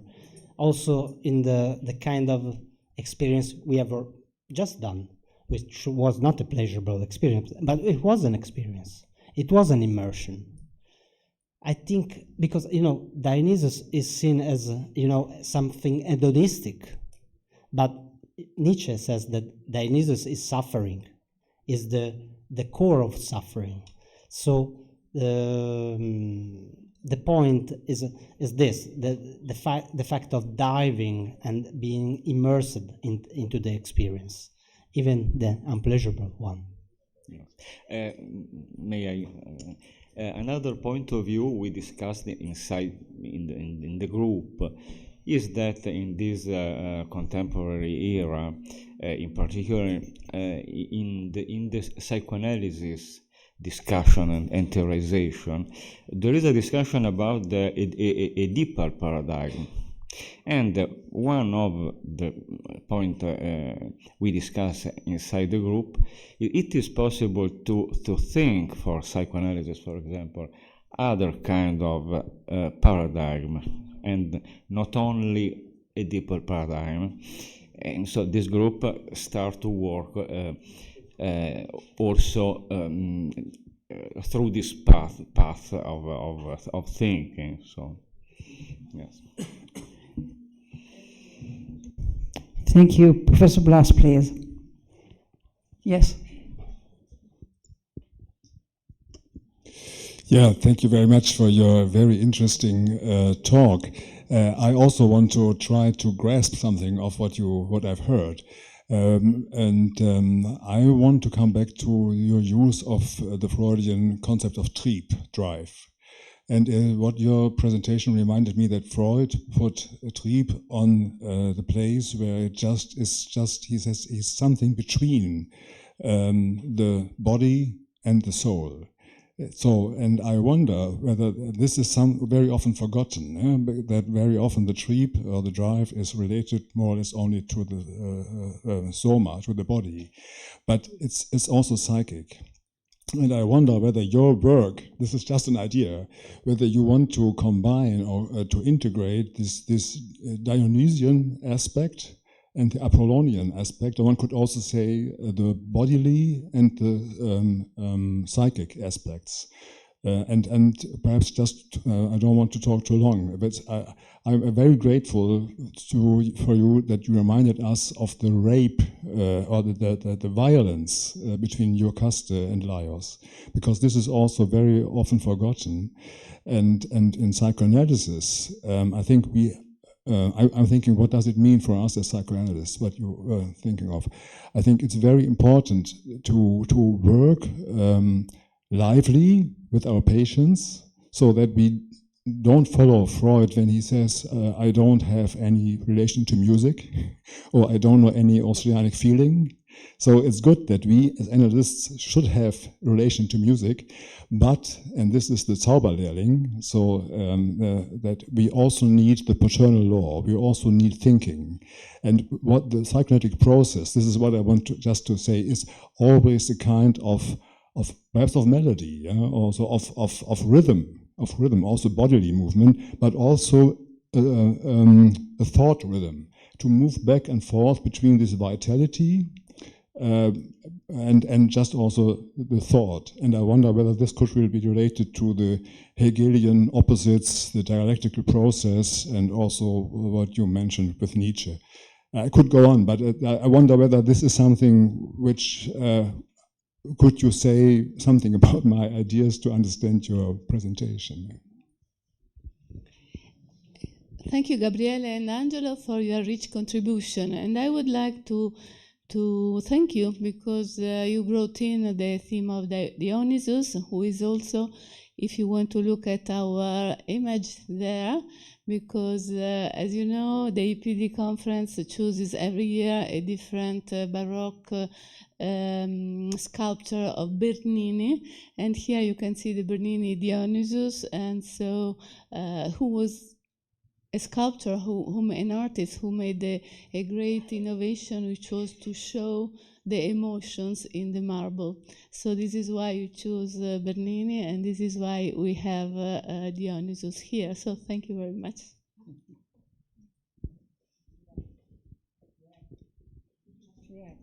Nico. Yes. Yeah. It's related because in the picture you may see also vine and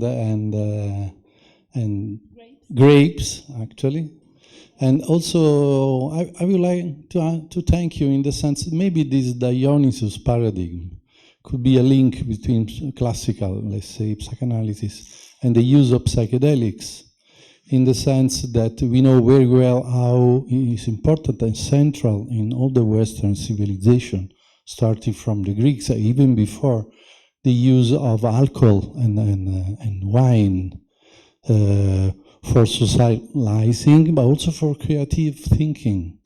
And there is this every culture has its drag of not only of addiction, but of, I will say, enhancing.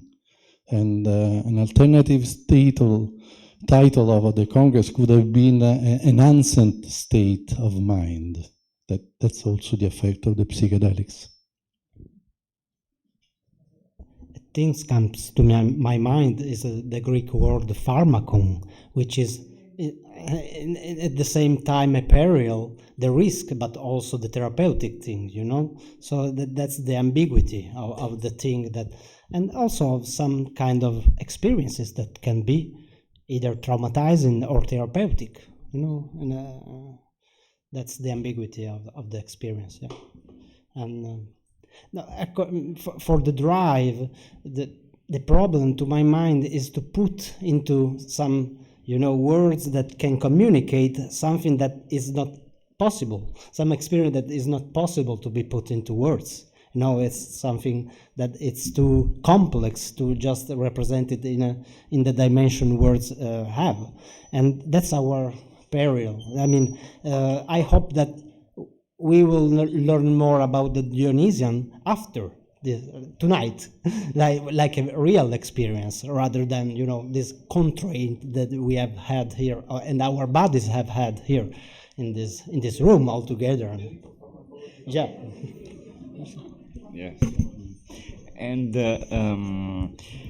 for about Apollinian and Dionysius, how to mix to integrate. I think that is a very important problem, because I think that also from a psychopathological point of view and from a clinical point of view today, for example, we have identity clinical problem, in particular in adolescence, for example. And I think that Apollinian and Dionysian could be two creative paradigm and life paradigm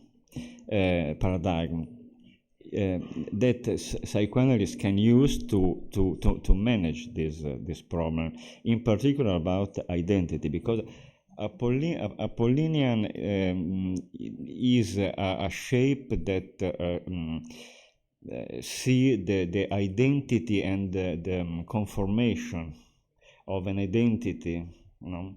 But today this is a problem, because identity and undifferentiation and differentiation is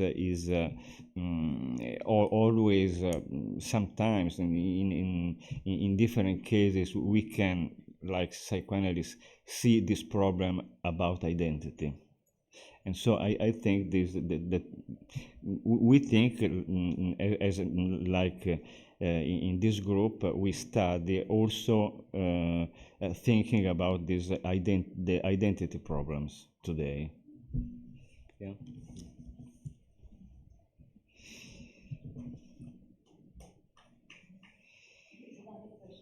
Yes, please. There is another question there.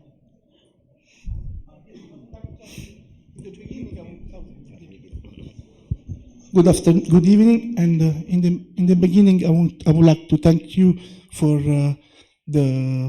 your speech, and I would like to ask you a question, if I understood well your idea.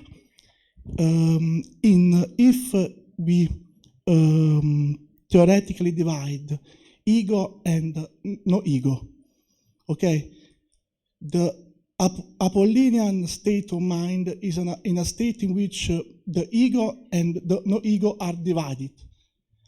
Then, in the Dionysiac state of mind, the ego and non-ego are fused together. And for this reason, the sense, what we perceive in ourselves when we stay in a feeling of Dionysiac state of mind is a kind of derealization. Okay, and the realization is the Apollinian state of mind. Is it right, my feeling?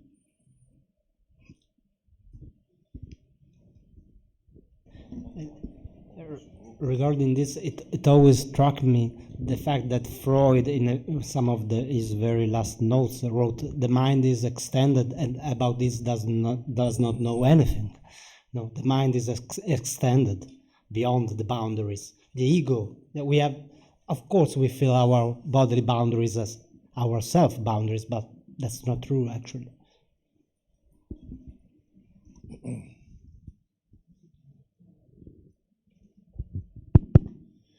Well, thank you, Alessandro Bruni from Rome. Thank you for your contributions.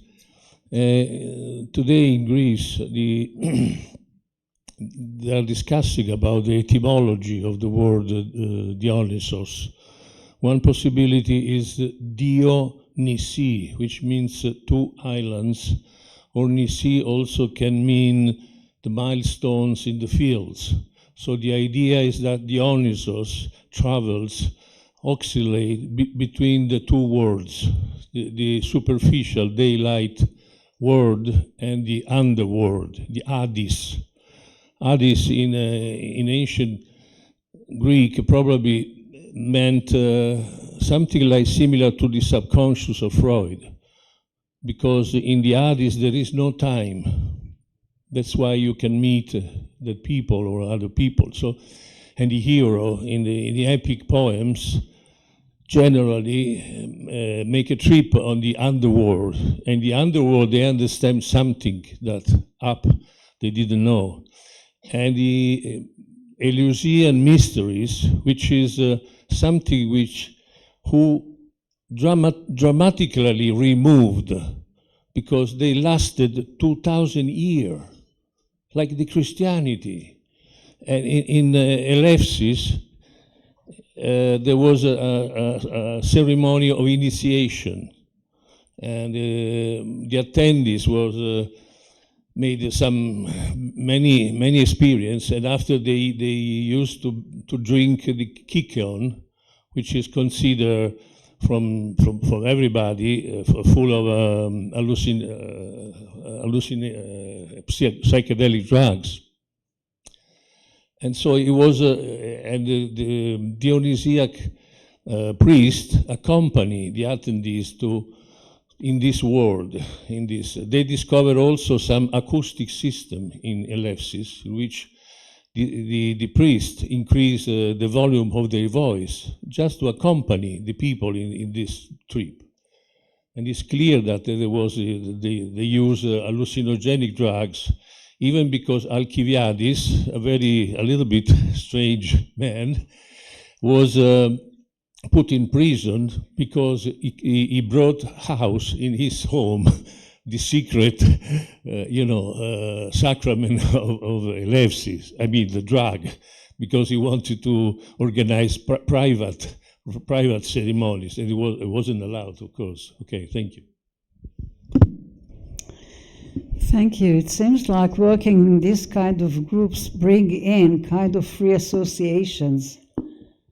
And I have an association, and I recommend you all to go and see the exhibition about Galileo in the Barberini Museum, which is amazing and interesting how he starts from what is black and what and night and what is light. And he tries to see the relationship between the dark and the light. And he says when the light comes in, then you start to see the forms. Otherwise, there are no forms. And this is the third thing that happens, and you can see it in this gallery. And then follows, he finds out there is the sun clock, sun watch, that he looks at the time as the sun comes up and comes down. And from there he goes to the idea that there are rules in the world. There is some kind of an order in the world. And when you have an order, and these are the laws of humankind, then there he goes through philosophy to ethics, which means that you cannot have a world without having ethics. Otherwise, you ruin that world. So it is quite an impressive exhibition, and I found out it was amazing, and it fills here with Mark's a wonderful lecture and yours creative ability to work together. And I want to thank you all for the invitation and for being here and for the time spent together to discuss all those marvelous ideas. Thank you very much.